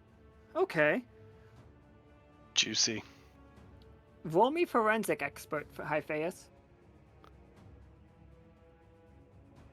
2d20. 2d20. Yep. It's a 1. That's 2 20s in a row that got turned into 1s. Whoever decided to play that Twist of Fate is just like mean specifically to Hyphaeus. For the next 30 seconds. For the next 30 seconds. Oh god, that's terrible. Hyphaeus, this is so old and from so many different bodies, you can't get a like finger on it situation. Like, you are hearing so many people just like whimpering in your mind, like, because half of this was bee blood, so they were sacrificed knowing that they were going to die. Half of this is pure aggression. You hate the things that did this to you. And I'm gonna let you know that you can feel vampires near you, and you hate them for this. Until like you get all of this blood washed off yourself, your enemy are the vampires that were here. Whoever did this to these people are the worst creatures on the planet. Question. Sure. The big scary thing behind door 4. Oh, that's a vampire. Hyphaeus bolts it. What? Wait! Where are you going? Yeah, I don't think. I mean, Renic doesn't have a choice, but like, what happened? What? Why does everyone keep on running away? Stop! We can't do this, guys. This is not how we do science. This is never how you do science. We aren't writing this down. Just gotta move around the tokens a little bit because I normally have Hyphaeus in the back because he's the big one. But now I gotta put him in the front because he's charging. Here, let me just go here real fast, everybody. This guy is screaming at you, like, and heading up the stairs. It looks like somebody filled a vampire jello mold with blood. Lovely. Like, inside, you can see the fact that there is a skeletal structure, but it has no skin. It is translucent. You see any of the sand nearby that is like active is being pulled into it and then dumps out as just white, like pure white sand hits the floor. It pulls all of the blood out of it and is continued to coming up the stairs. Each one that it does, it grows larger and larger.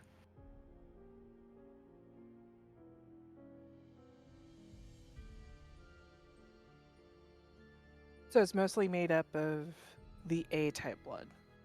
Yes. Oh.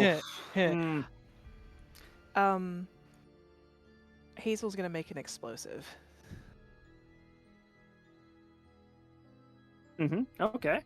So she's going to make a type of hand grenade that has some of the null metal that she's picked up, but she's also put the B-type blood in it. And she's gonna chuck it down this thing's throat.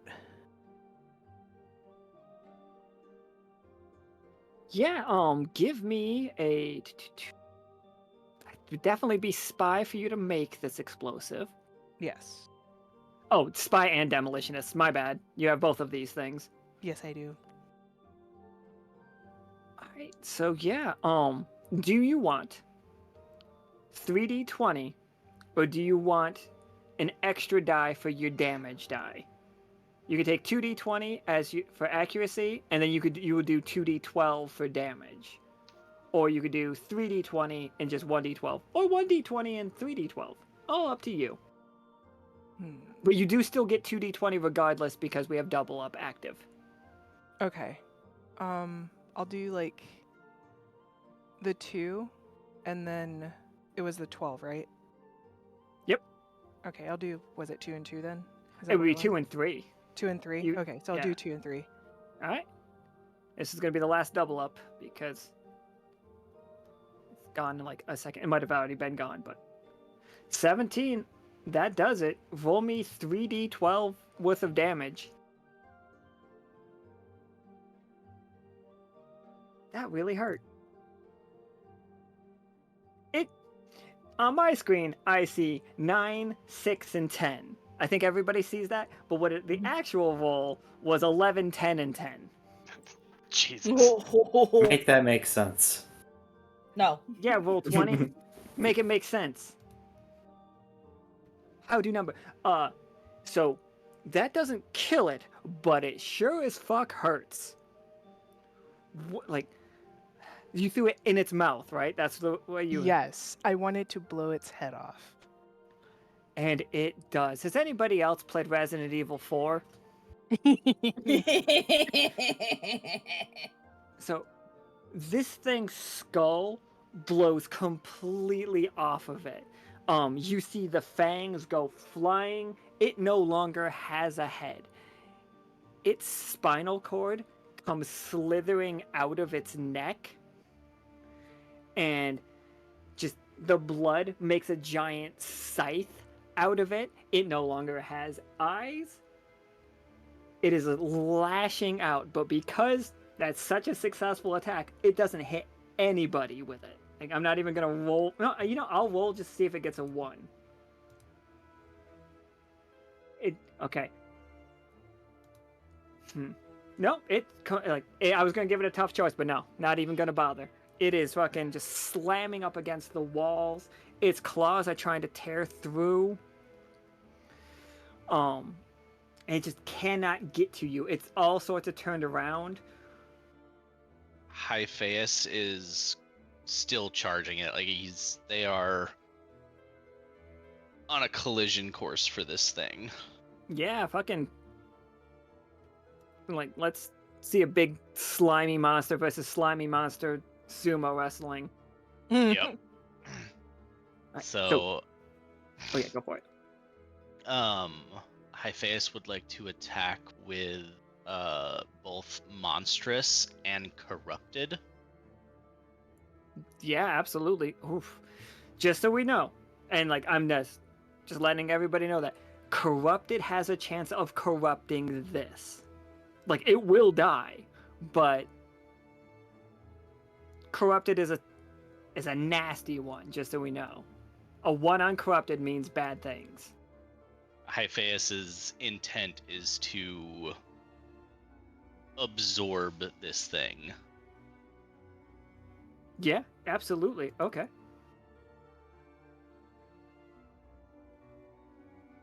So give me. All right, you will deal. Also, it's a D10 damage for you because you're not using the negative blood against it. So you will have 1 extra die from the help of Hazel, just like blowing its head off, because now it has the flaw blind. So you can roll 2d20 and 1d10, or oh no, you're using more flaw and using more tags. So 2 more tags. So you can either roll 4d20. Yeah, where do you want to put it? You got 2 extra dice. Effectiveness or accuracy? Effectiveness. All right. So give me 2d20 for your attack. That is with Hazel's blowing its head off. Horseshoes and hand grenades did wear off. You're so lucky because that would have been another 1 because of cards, which would have been hilarious. Give me 3d10.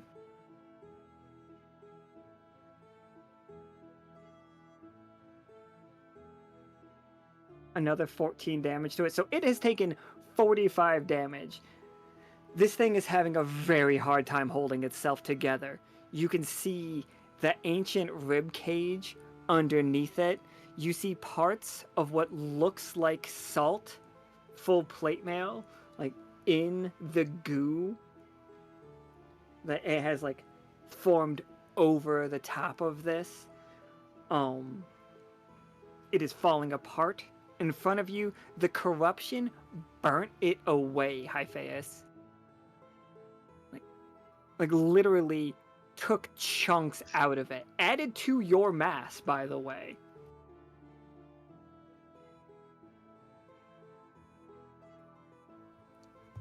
As you pull it into yourself, you hear the last words of 1,000 different people, like chorusing through your mind, that then go silent.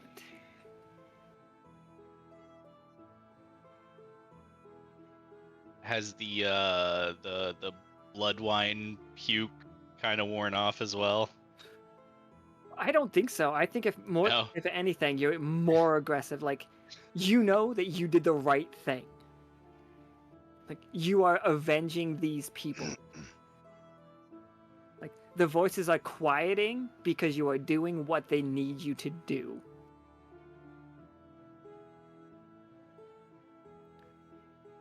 Renic, Nameless, Melinoë, you got a big screamy... you got a big thing in front of you. It doesn't have a head anymore.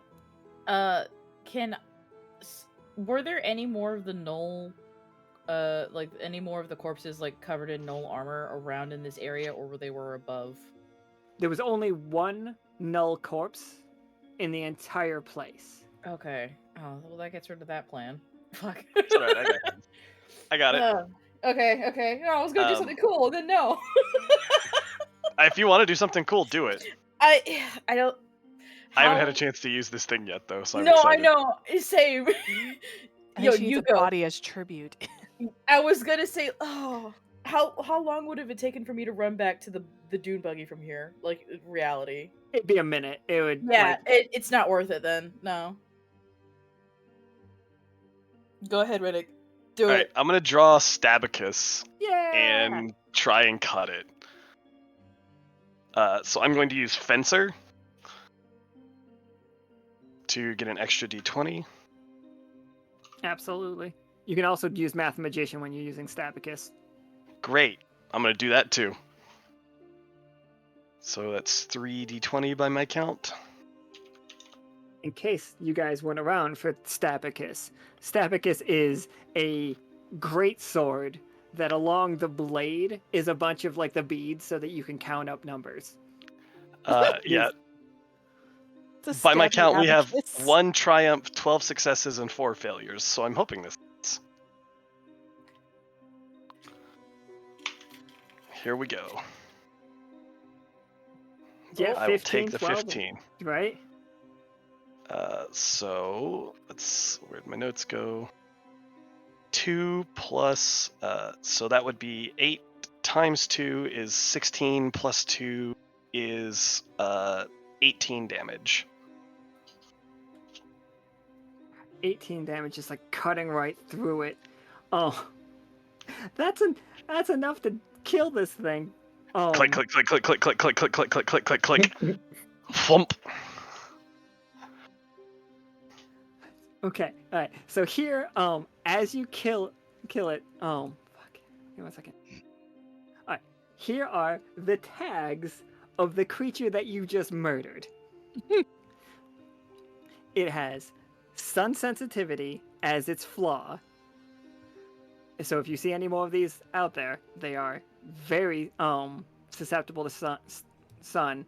They are fanged, and they are clawed. That is all of them. If we see another vampire in these sands that's kind of like this form, those 3 tags are for all of them. Okay. Had to make a luminescent grenade.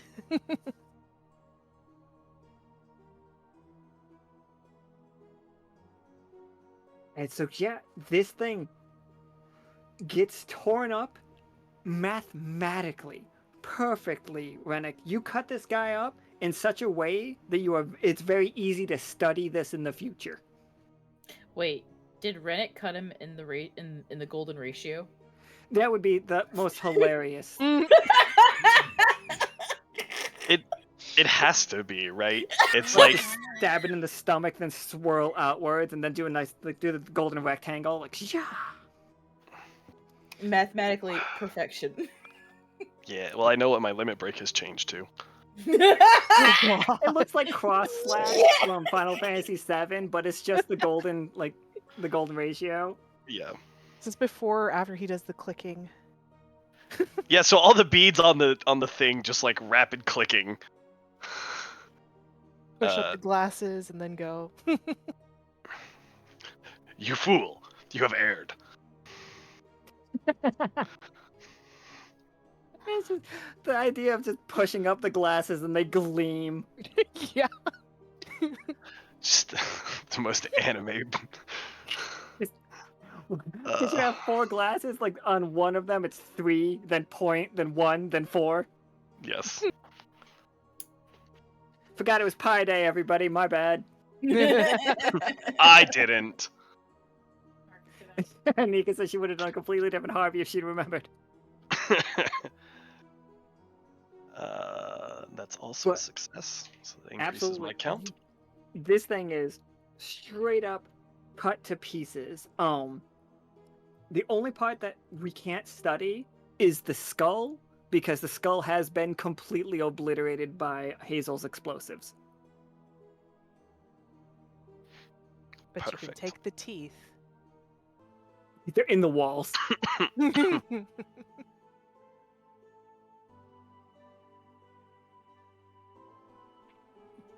But yeah, like, you guys got rid of the big threat of this, pretty quickly. Sorry about that. No, I love it. I wasn't expecting a fucking bomb to be thrown in its face for just, what is it, 5 less than max damage that Hazel could have done without it rolling a 20.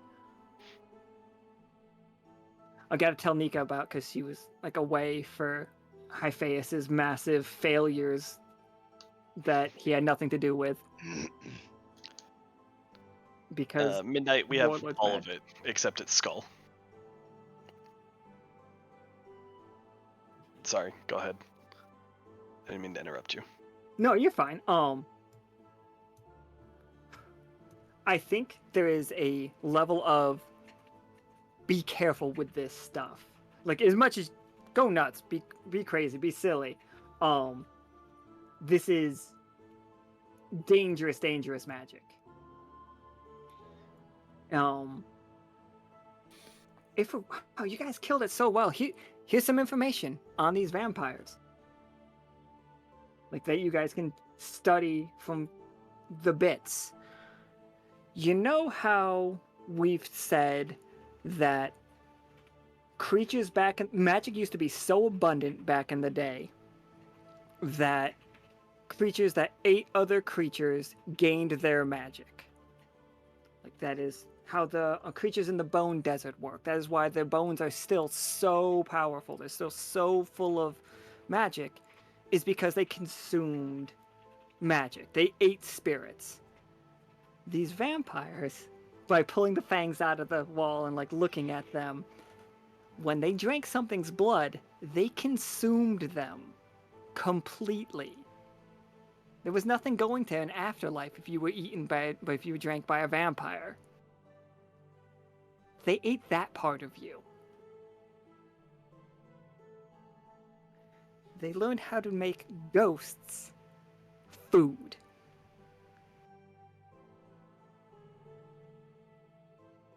I don't like this at all.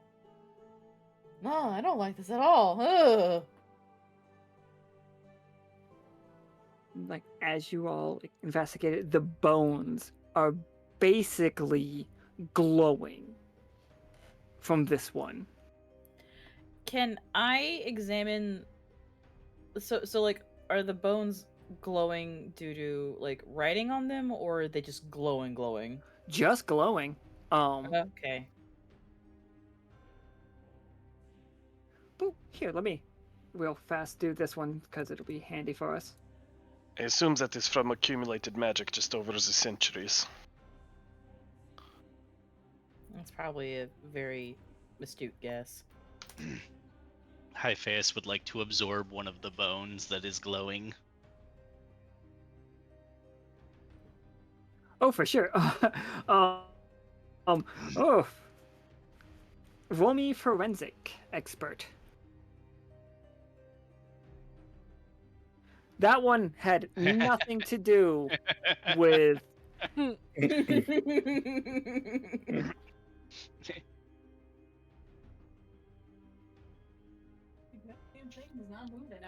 Nika suddenly like looks up like a cat hearing something, and I'm terrified that I'm like something's making a noise, but turns out we're good. As the bone goes into you, Hyphaeus, it's going to burn its way out. It is going to do 16 damage to you. Ooh-wee. And it is glowing with green fire. Like you feel it pulling out of the marrow of this creature.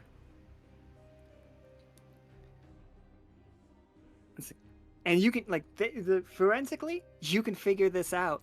The creature itself was a vampire that was not fully formed. It was trying to rest. It was trying to heal itself up. And so it didn't get all the way there. You guys can see its coffin below you, like covered with buromantic writing. If anybody's a buromancer here, you will know that this is a trap that we have seen set for multiples of the vampires. The ones that they couldn't kill, the alchemists trapped in their coffins with this writing on it.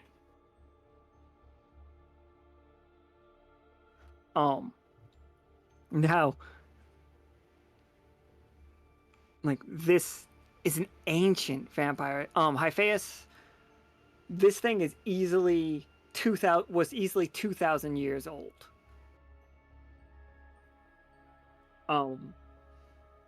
In your mind, after trying to consume this, you have bits of information.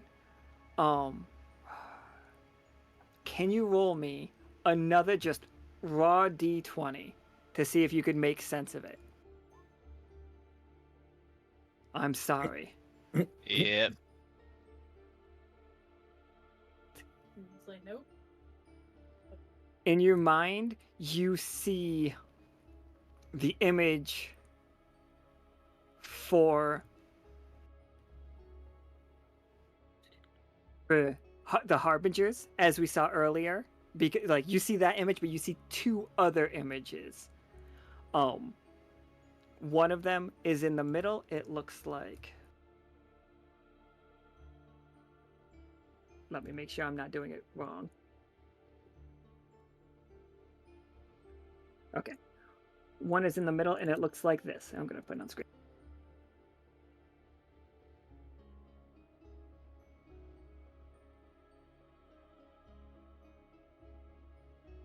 I know those go real hard for the everybody to see. This is in the middle, and then there is a symbol that you cannot make out to one side, and another symbol that is the Harbinger one, but as you go to look at it to figure out which side it's on, you can't tell if it's on the left or the right hand side. And whatever that means, I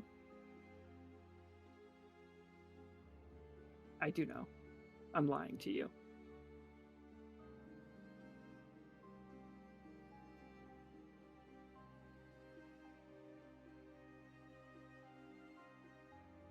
But also, Hyphaeus, you are feeling very sick from trying to consume that bone.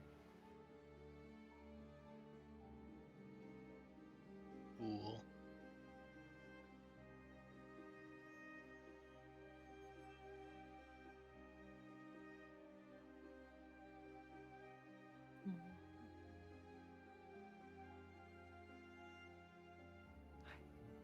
So, you all feel the shifting of the sands going down. You have enough time to check out the information repository that is not a library, or the salted room. Where do we go? Look at Renic. Can we please just go to the information repository? Please. And look at everyone This else. was my choice the Stop! whole time. Stop running off! Please! Was there anything else in the coffin? Oh yeah. Since it's So- busted, obviously, because it got Yeah. out. Yeah, now. it is busted from the inside out. Like, Yeah. Like, how did it, like, if these things, like, whatever's written on it obviously is like a warning, because I don't know what it is, or something to keep it contained, then something had to weaken it to allow it to break from the inside out.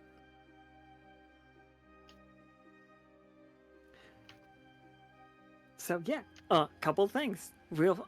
Hazel, on the top, you see some of this writing has been eroded away as though somebody was using sandpaper on it. Looking around, you can see a couple of the slimes that are hiding from you guys' null metal torches that you're using. I know they're not torches, but that's just how I've got it in my head.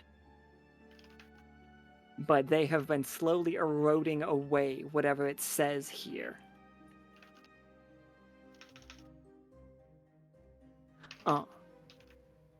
But inside, there are pieces of incredibly intricate armor.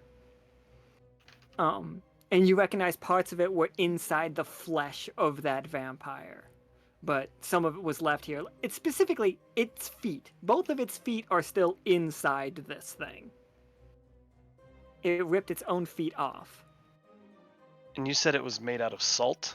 Like crystallized salt armor? Yep, the armor is made out of crystallized salt. Let's take this with us too. Yeah, let's examine both. Yeah, Sets see what of they do armor. against each other. And, Yeah! Oh, all the possibilities. This is exciting. and now we know why it got out, because obviously those stupid things are rubbing up against this. Yep. Pardon the pun, but dry humping it till it goes away. Presumably, do we even if we're not bureaumancers, do we recognize this as bureaumancy? I think so. I think I just don't speak it, so that's as a true. spy I would know, but I wouldn't be able to tell you anything about it. It's like I'm guessing, but Like- not gonna have the expertise in it. We make the joke, there was an attempt to teach me, and it's gonna go, it just flew right over my head. Well, we know the alchemists were fighting. This looks like bureaumancy, but is different from what I am at all familiar with. So I'm going to go out on a limb here and guess that it was a binding of some kind. Do we want to take like a rubbing and then just take it to the people who we know who can speak bureaumancy? I think that would be probably good. Exactly. And then you want to go to that, what was it, the repository? The and salt maybe cave. No. No. No. No. No. I will hog tie you and drag you out myself. And there will be no safe words. So we unfold giant piece of paper, copy down what we can from this. Absolutely. And then go herd like the wildcats they are into the information repository. Go. Hey, well, hold on. Hyphaeus, are you okay? You seemed very out of it. When you just like charged off after what turned out to be giant blood vampire monster. Anyone got some ginger snaps for him? Maybe. You can check my pack.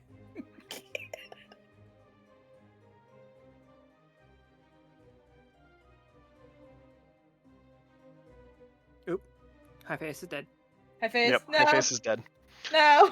Rip. Ate too many spicy taquitos. Too many, Wait, well, when? too many spicy bones. When did we die? Failed the spicy bone challenge. Are you feeling okay? Like, yeah, I mean, you kind of just charged off out of nowhere into what turned out to be like vampire blood monster. We are not feeling so good. I see. I see. I don't know what vomiting would look like for you, but if you're going to do it, please do it on Nameless. It's They fair. said you gotta strain him, and I hate that. I don't have that on me. Sorry, I don't have a sieve. I do. It's just up with the buggy, but I think it's too fine since it's meant for sand. We will figure that out. Let us away to the legally distinct library. As you like, I'm going to say this here because to get it on screen. Once anybody reads this, what is left on it, it says, Clause 1. Upon the moment of waking, the subject shall find themselves bereft of epidermal covering. Clause 2. Said transfiguration is absolute and irreversible by natural or supernatural means. Clause 3. Contestation of this decree shall be met with immediate and compounding esoteric penalties. And then it says final seal, and then that part is buffered out. And the part right at the beginning is also buffered out. Interesting. Okay. Just so I don't have to throw it in RP later when somebody is like... Hold on, can you say those one more time? At the moment of waking, subject shall be deprived of epidermal covering. Yeah, bereft of epidermal covering. Then clause 2, said transfiguration is absolute and irreversible by natural or supernatural means. And clause 3 is contestation of this decree shall be met with immediate and compounding esoteric penalties. And then at the bottom it says final seal, and then that part has been scrubbed away.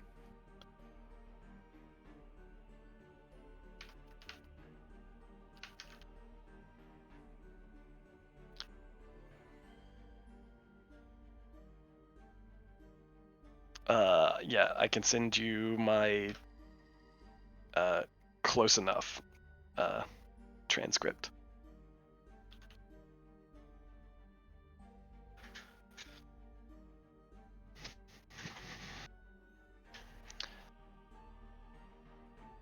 So here is our legally distinct library. Not library, but library. Around here, you see immediately somebody went out of their way to destroy anything that had writing on it. They have these 3 pillars stand in the center of the room, scuffed up quite a bit, but there are grooves. Like if you put your hand on it and felt it, you could feel that things are that there's still symbols there, but you know, hard to read. But because you did a thing, I will put this one here. You can tell that it is not filled in, despite the fact that it is red, but you can tell that that is what that symbol is. The one that Hyphaeus saw. And now you know the other one is the symbol for the Harbinger, and then there's a third symbol. Can we do that chalk rubbing thingamajigger like on tombstones for the third one? Yeah. You guys did all the fucking work already, didn't you? Mm-hmm. You guys know what blood goes where. All right. Yeah, I'm just gonna skip that phase. All right. So here are the symbols. The bringer of night breeds magic. The symbol for O blood is the one at the top here. The symbol for B blood is the one at the top here. The symbol for A blood is the one at the top here. Okay. You guys already did it. You don't have to fucking play my weird. You must fill up 3 cups to the certain amount mini game that I had made. But don't worry, I'm not upset. Use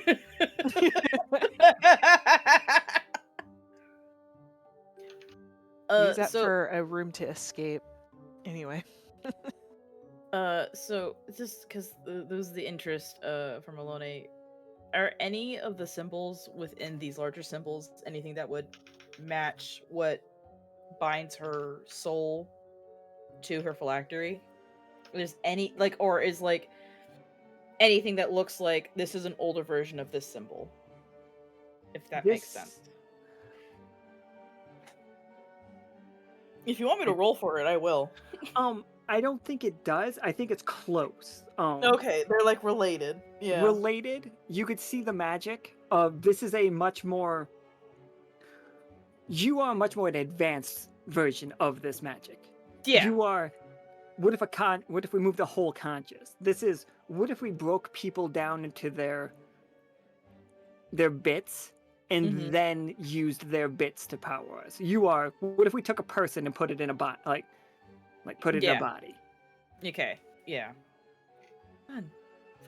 I think that So there are definitely some similarities that you could use if you were, looking to body yourself up. Okay. So basically, so okay, just correct me. So it's all it is a more advanced version, but they are related to each other. It's this is the descendant of this person. This is the end result after years of work. Fine tuning it, right? It's more like I ate all of these people because they're like vitamin D, Okay. Yeah. I can make a body out of this. I can 3D print a body out of it because it's the chemicals that make up a body. Yeah, and it's Or okay. I can 3D printing a ghost, basically. Okay. So it's like you 3D printed just a body, no soul, no nothing. It's just flesh, and then what I am is taking what would be the soul to move it and actually moving it from one thing to another. Right? Kind of, yeah. I think that works as explanation. Yeah. Caustic has it right. Full Metal Alchemist. There we go. That was kind of what I was thinking. Okay, that was great. I'm gonna make sure to get very detailed copies of these symbols. Okay, I have to ask one more question. Is it the circle symbol here that is the B symbol, or is it this ray burst thing on the top? I think it's the ray burst thing at the top. Okay. I'm just making sure my notes are correct. Absolutely. So I Also, noticed, go I ahead. had one other question. Usually in libraries, just in general, when they're old places, they have the stained glass windows that usually have a theme to it. Is there any reference to that in this place that may, despite them breaking or trying to remove the etchings, that maybe might tell a little bit of the story that this place was? Roll me, spy for sure. Roll me aerial too. Just it's getting above where normal people could have reached. Hazel, Maybe you can find some spots that got missed. Okay. Hazel, want to step on my shoulders? I I got Which you. ones am I going to use? You can use aerial spy if you think anything else. What do you got? Yeah, it would probably have to be- Demolitionist. I don't see it. No. It'd have to be Ariel and Spy. Yeah, I So. think so. So give me 3d20. You don't have to worry about effectiveness. It's all accuracy. Yeah, that's a 20. Well. So let me just. Do you want that plus experience to be in aerial or in spy? By the way. Spy. So here's what you see. There is a story being told, and it takes a good amount of time to figure this out while everybody else is studying the stuff. You are finding the broken pieces of glass and piecing them back together. And they are telling a story of a bunch of sheep people, like chained around their necks, being led into a building that looks a lot like this one from the outside. And then all being slaughtered. For one person, and you see them standing in the center. They have armor that matches the boots that you guys are currently carrying around. But the rest of him doesn't look anything like that guy. Very, very handsome looking, very priestly. Something about the way that this is being told is this is a scientist.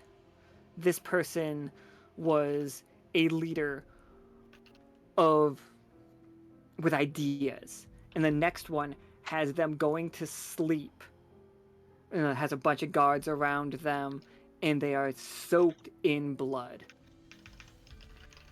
And then the third one has them waking up, not at all like the way they actually woke up. They are like sitting nice and upright and getting out of their coffin full of blood.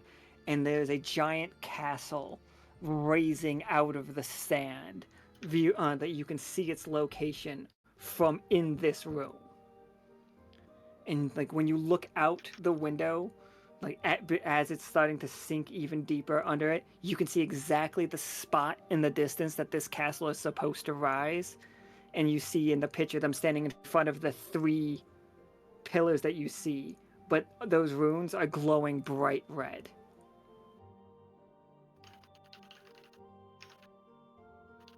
Yep, I got a lot to share with the class. So Hazel's basically going to show them what she's found, and with the map kind of indicate where this is going to be, where that castle is supposed to come out.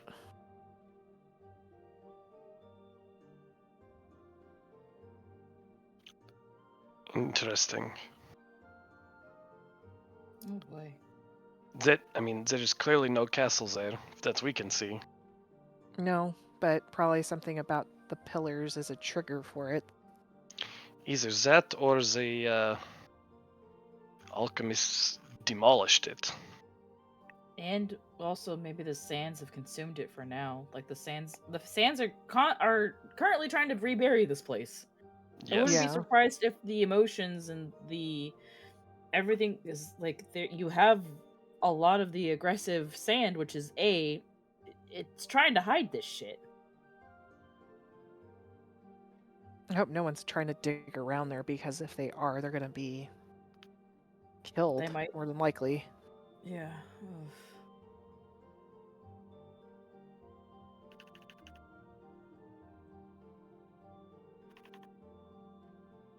Might be a good idea to let the others know and decide what they want to do with this, because either we're going to have to go over there ourselves to see if it's still there and potentially dispose of it, or expose it.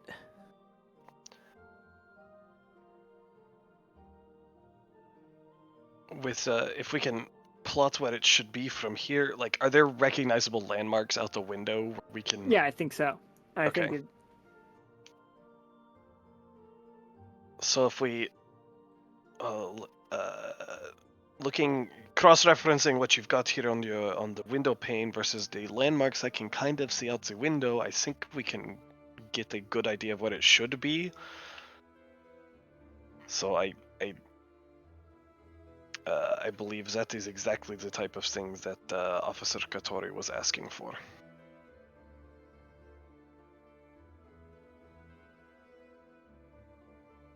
Ooh. Oh, hey, look at that! put a little castle on the screen. It's over here, guys. Hey. We did it. Use Zelda chime.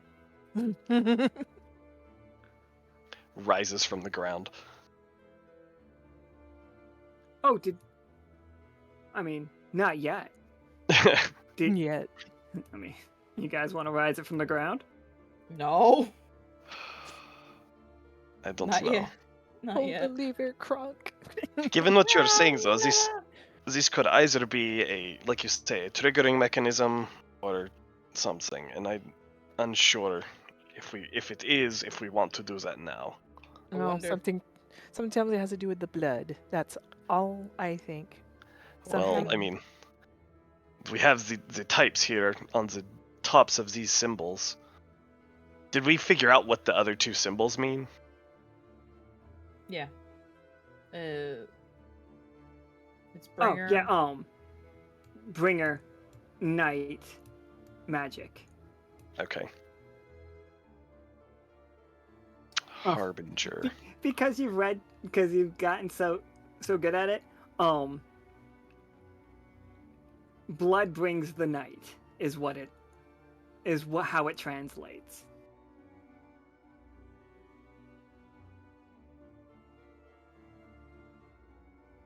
How much you want to bet that harbinger that they're mentioning is in that castle? No bet. That's what I thought. Yep. Nope. I just want a lot of holy hand grenades if you're gonna go in there. Yeah. I bet you there's a sick rave going on inside. Just fucking blade. Some motherfucker's always trying to, ice skate uphill.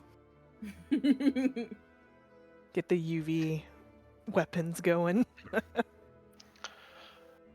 I most certainly do not want to spill however much blood it would take to fill this, if given the way that this is translated.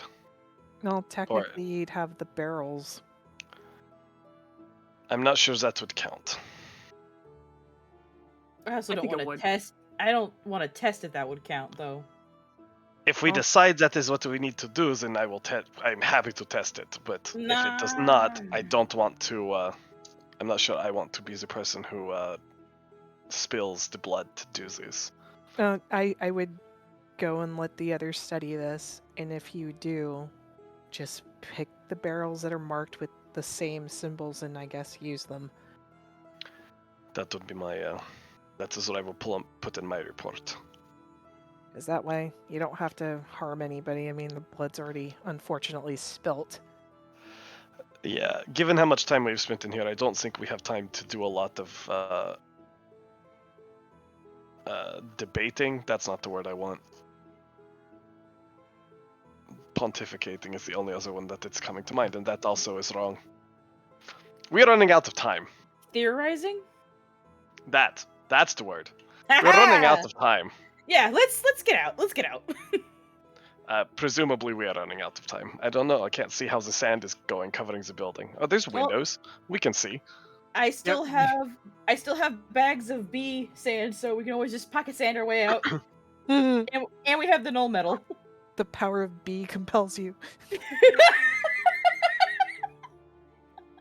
I mainly do not want to have to exhaust the magic that I have in myself to teleport us all out. I could do it, but it would not be fun. Mhm.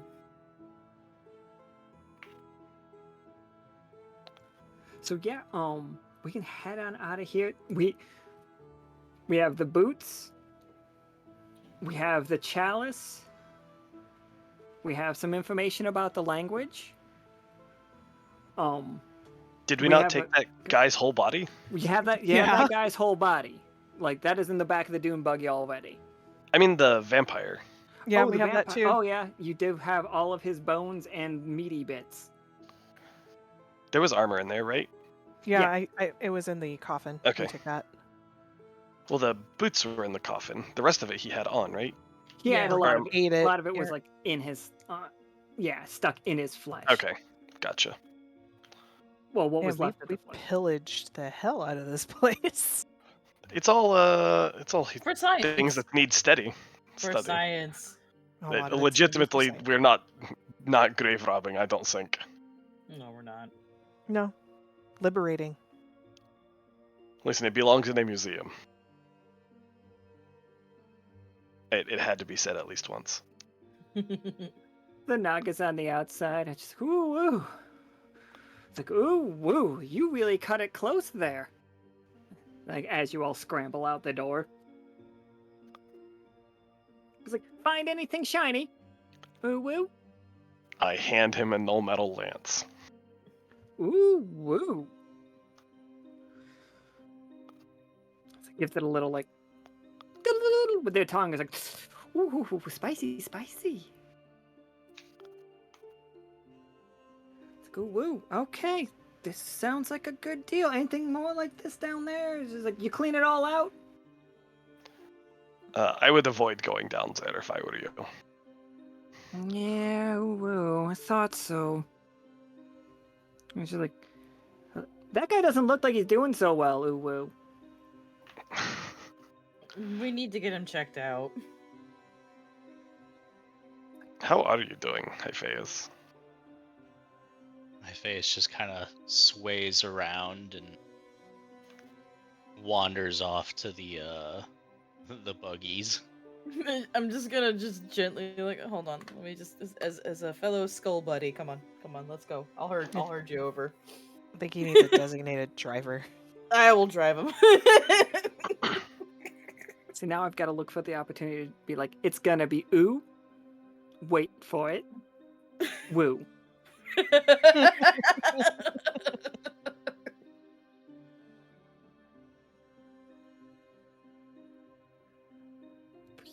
so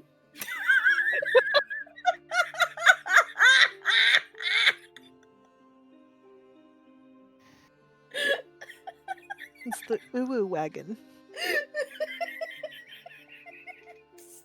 ooh, woo, No, come on, that one's woo, that one's woo. obvious. It's the Subaru.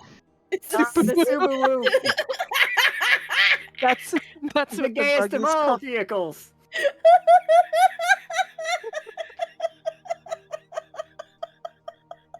I want an ambulance that just goes ooh woo so bad. Every time you honk the horn is awoo. Awooga. Wait, does that mean that all the vehicles that the Nagas use just make that noise? Or that, or they make that noise while they're driving by? God, could you imagine the backfire? Like trying to shift it. Ooh. Oh no, now my abs hurt. Ow! Ooh. Ooh. Woo, woo, woo, woo, woo, woo, woo, woo, woo.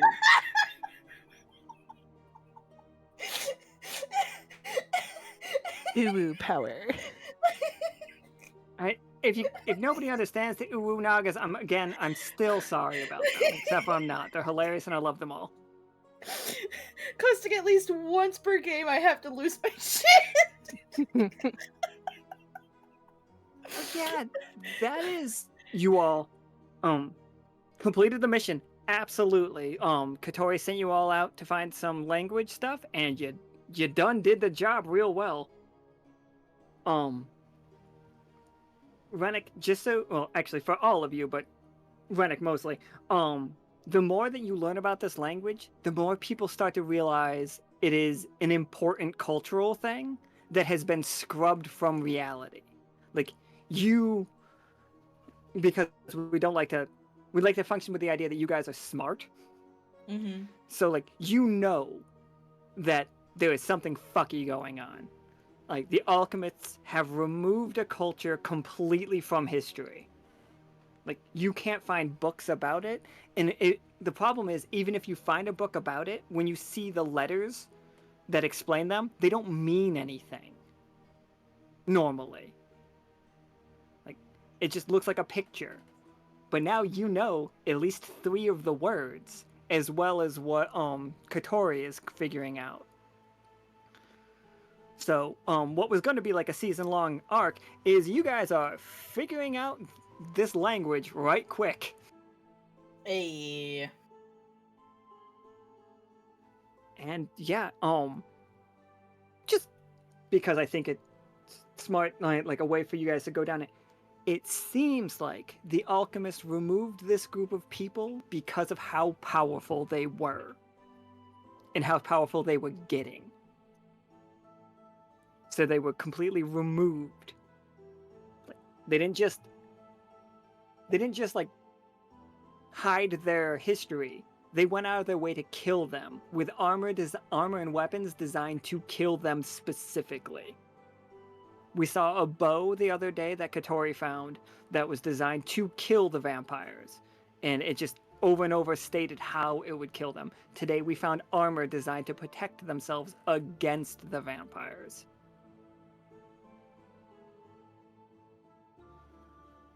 So, that is that. So with that, would everybody like to go over where they're putting their experience today? Is Tess the only one that rolled a 20 naturally that got to count? Yeah, I think so. I was going to ask that question, since Corey rolled 2 that got turned into 1s. That is fair.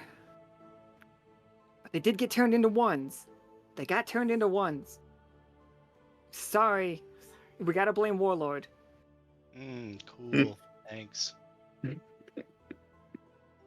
Gross. Scrolling back, Tess got 1. I put Tess's into her spy, Hazel's spy. Actually, what order? Who is in this game? First up is... Tess got 2. Oh shit, okay. Oh, yeah. Only do the 1 though, so... Yeah. Hyphaeus, do you want... Icolau? Oh, it's gotta be forensic expert, right? You used that all through today's game. Or did you want monstrous because of eating the bones? You did use I was thinking corrupted. A corrupted is a special one, so that one doesn't go up except for under special circumstances. Cool, I can then see. Go ahead. Put it in whatever. Do forensic expert.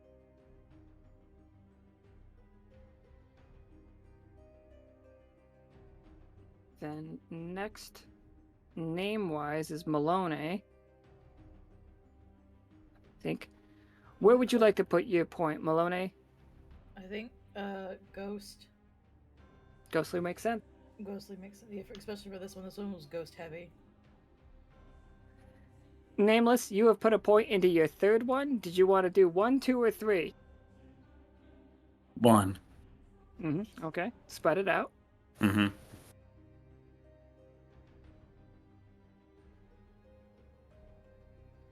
Renic. Oh wait, I missed Hazel completely. Renic, do you want mathematical, researcher, or fencer? You used all of those. I think researcher makes more sense for this one.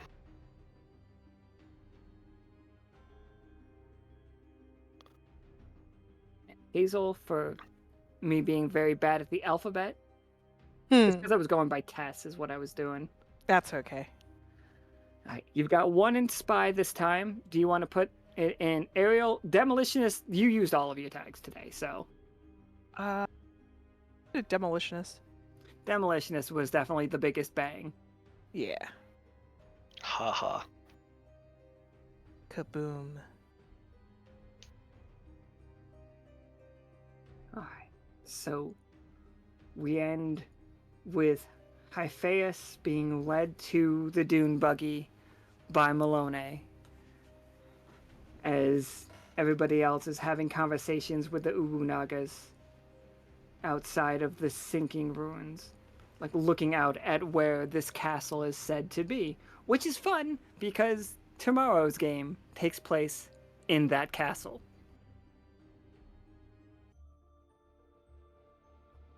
With that, Glad we found it.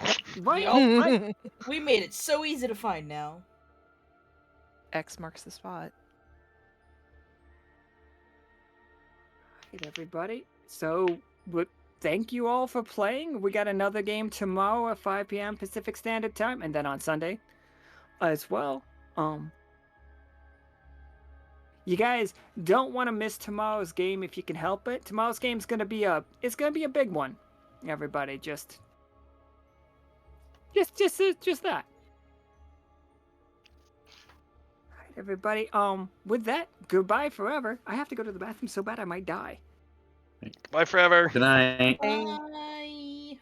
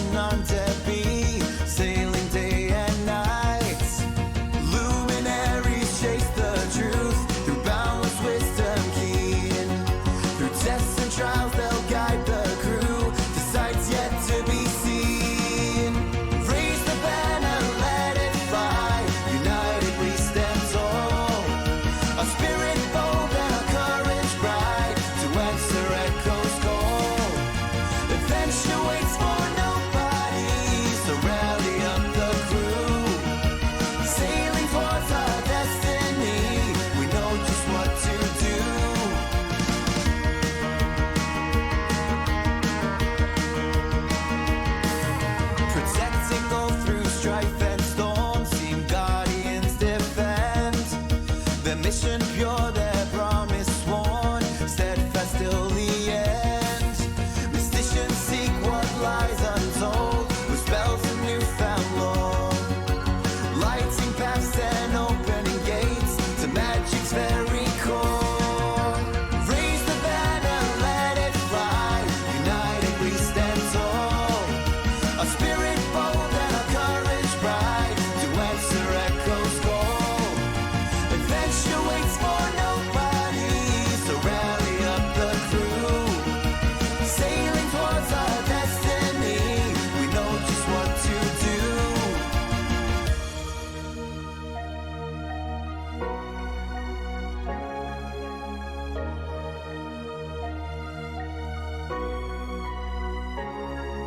Spirits wake, hearts will grow. Lockstitch's name, the world will know. Spirits wake, hearts will grow. Lockstitch's name, the world will know. Spirits wake, hearts will grow. Lockstitch's name, the world will know.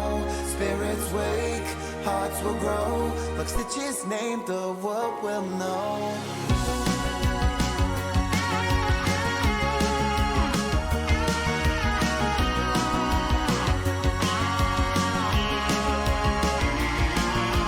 Raise the banner, let it fly, united we stand tall. A spirit bold and a courage bright to answer echo's call. Adventure waits for nobody, so rally up the crew. Sailing towards our destiny, we know just what to